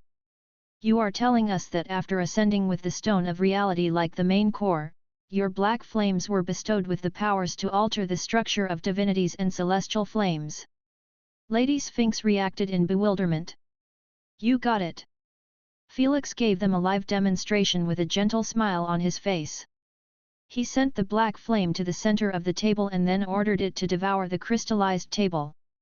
After it ate it entirely, the flame seemed to burn a bit more intensely, then, Felix snapped his finger, and the black flame started disintegrating until it became a cloud of celestial energy. Under the stunned eyes of the tenants, he separated a microscopic drop of celestial energy from the cloud and sucked in the rest back. He gestured with his head at the almost invisible little bit of celestial energy and said, "This is your table." It wasn't surprising that the tenants were left stunned speechless, having no idea how to react. Celestial energy was the rarest resource in the entire universe and the only possible method of obtaining it was through the universe's heart. Not even the three rulers had different methods of harvesting it. Yet, here they were, staring at what might be a spark of dust of celestial energy, but its significance wasn't lost on them. You are telling me, you can harvest celestial energy through anything? Thor gulped a mouthful. Not harvest, but deconstruct. Felix replied with a serene tone, the vision has shown us that the entire universe is born out of celestial energy, it's the foundational block of everything. With my current upgraded version of Black Flames, I can deconstruct everything and anything back to its original form, which is the celestial energy. While his tone was calm, the topics he discussed were astounding. If the three rulers were to discover of it, they would be extremely envious. Just this alone is enough to give us a new stare at the battle against the three rulers. Fenrir remarked coldly, their strength is mostly correlated to celestial energy and since they possess a monopoly on it, no one can do anything about it. But it's different enough. Thor grinned, you can return to the matter universe and farm up celestial energy until it's enough to challenge them all combined. Indeed, I am certain that now he is a celestial, the limitation imposed on his strength has been lifted. Hormungandr added, you can finally be on equal grounds against them. The tenants kept chipping in with signs of excitement and eagerness etched on their faces, realizing that their little landlord was finally at the peak. The peak, where he could stand side by side with the three rulers. I don't want to ruin your little celebration, but you are forgetting one important detail.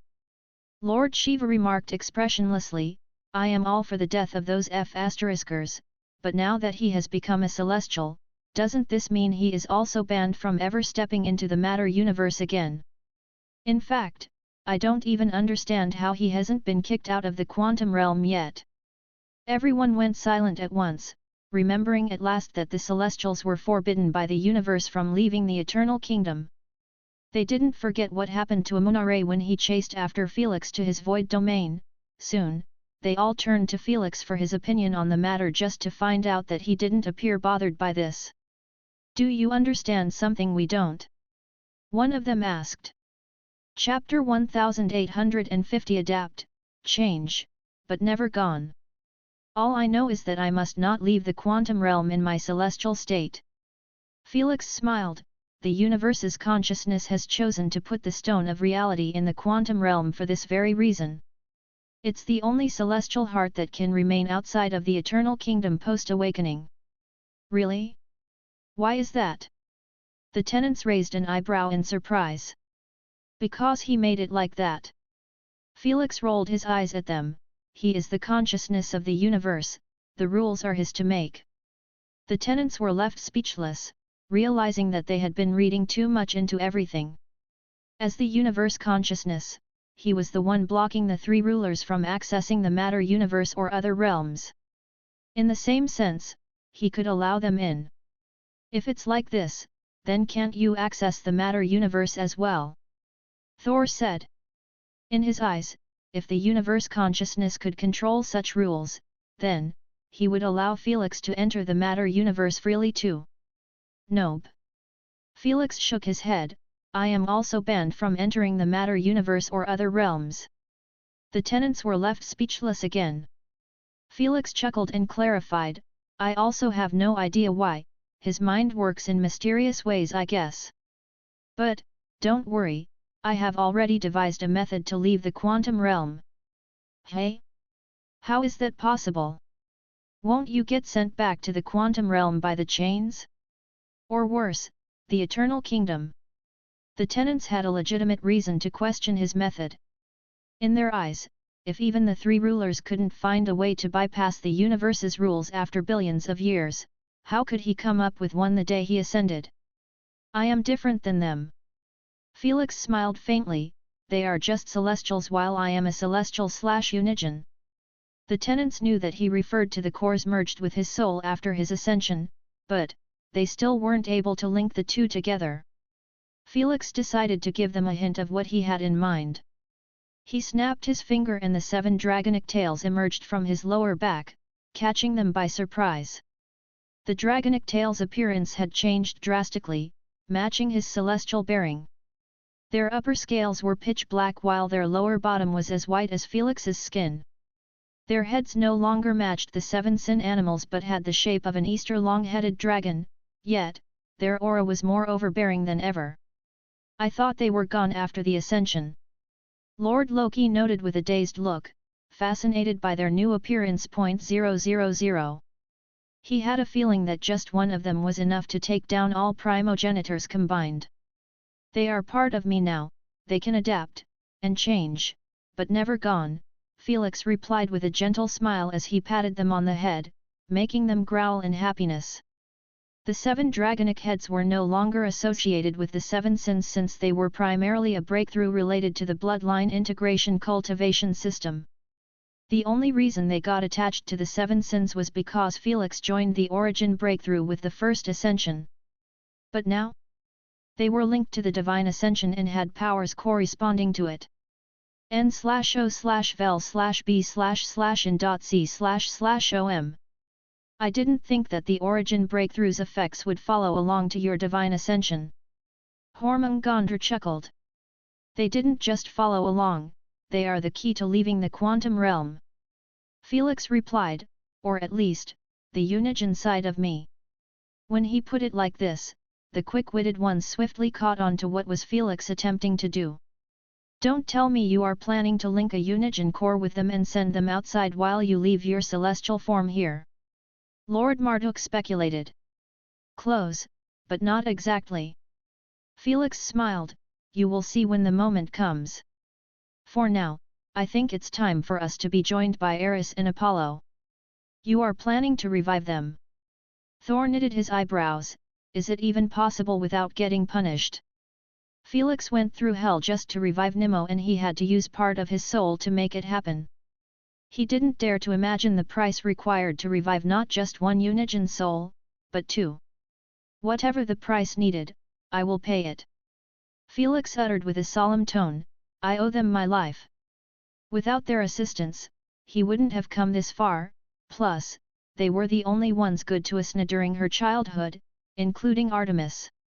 Felix had a soft spot for any Unigen who stood up by Asna's side during her banishment, which was the reason he sent Artemis painlessly. Fortunately, Apollo left us a good gift. Felix suddenly grinned as he rubbed the black ring on his pinky. The dark creatures! Candace exclaimed, there is an infinite number of them, you can totally use them as the payment. I can use them for more than just that. Without elaborating, Felix switched his focus back to the quantum realm and said, I have to get to the rift before it closes. But first, Felix extended his senses to the limit until he spotted the escaping army of the Vibronixians and Chrono Walkers. Even the Chaoxians had departed to their territories, the moment the dark creatures stopped moving. Psylocke might know what happened to Apollo inside the massive cube, but he had no intention of staying behind and finding out. Felix zoomed his vision until he locked down on Quantix Prime. Then, he phased right next to him, alarming him and his subordinates. You! At first glance, they recognized Felix, making them raise their guards to the limits. Lower your weapons, I am just here for a quick chat with your leader. With a gentle smile on his face, he gestured with his hand for them to relax. Still, no one dropped their weapons and instead became more aggressive. Who are you and why have you chased us? Krell spoke for the Emperor, his tone as assertive as it could be. Oh, my apologies, maybe this will help. Felix snapped his finger and his appearance changed to match Gon's. Green luminous hair, green eyes and a beauty unrivaled in the quantum realm. You! It's you! Dankin pointed his shaking finger at Felix, his eyes showed nothing but utter shock and disbelief. How did you survive the tow? Before he could finish his question, Quantix Prime shushed him with a silencing ability. Then, he floated towards Felix and extended a hand. I believe this is how you foreigners greet each other. He said, seeking a handshake. Just the polite ones. Felix grinned as shook his hand. I see. Quantix Prime glanced behind Felix and asked, may I ask what happened there? He wanted to comprehend more about Felix's identity, but he comprehended that such a query would get aired. As for attacking him with his army? He didn't dare entertain the thought. In his eyes, the fact he came here so soon without a single wound on him was terrifying on its own. I have dealt with Apollo, or what you usually call the King of Darkness. Felix shared calmly, you don't have to worry about him ever again. You did what? Krell's eyes widened up in disbelief, his reaction shared by the rest of the troops. Believe me or not, I don't care. Felix focused on Quantix Prime and inquired calmly, I am only here to ask about Commander BIA. Why isn't she with your troops? When her name was brought up, everyone went silent. The moment Felix noticed that some of them showed a mournful expression, his attitude changed entirely. Where is she? This time, his query was followed by a frigid aura, causing everyone to freeze in their place.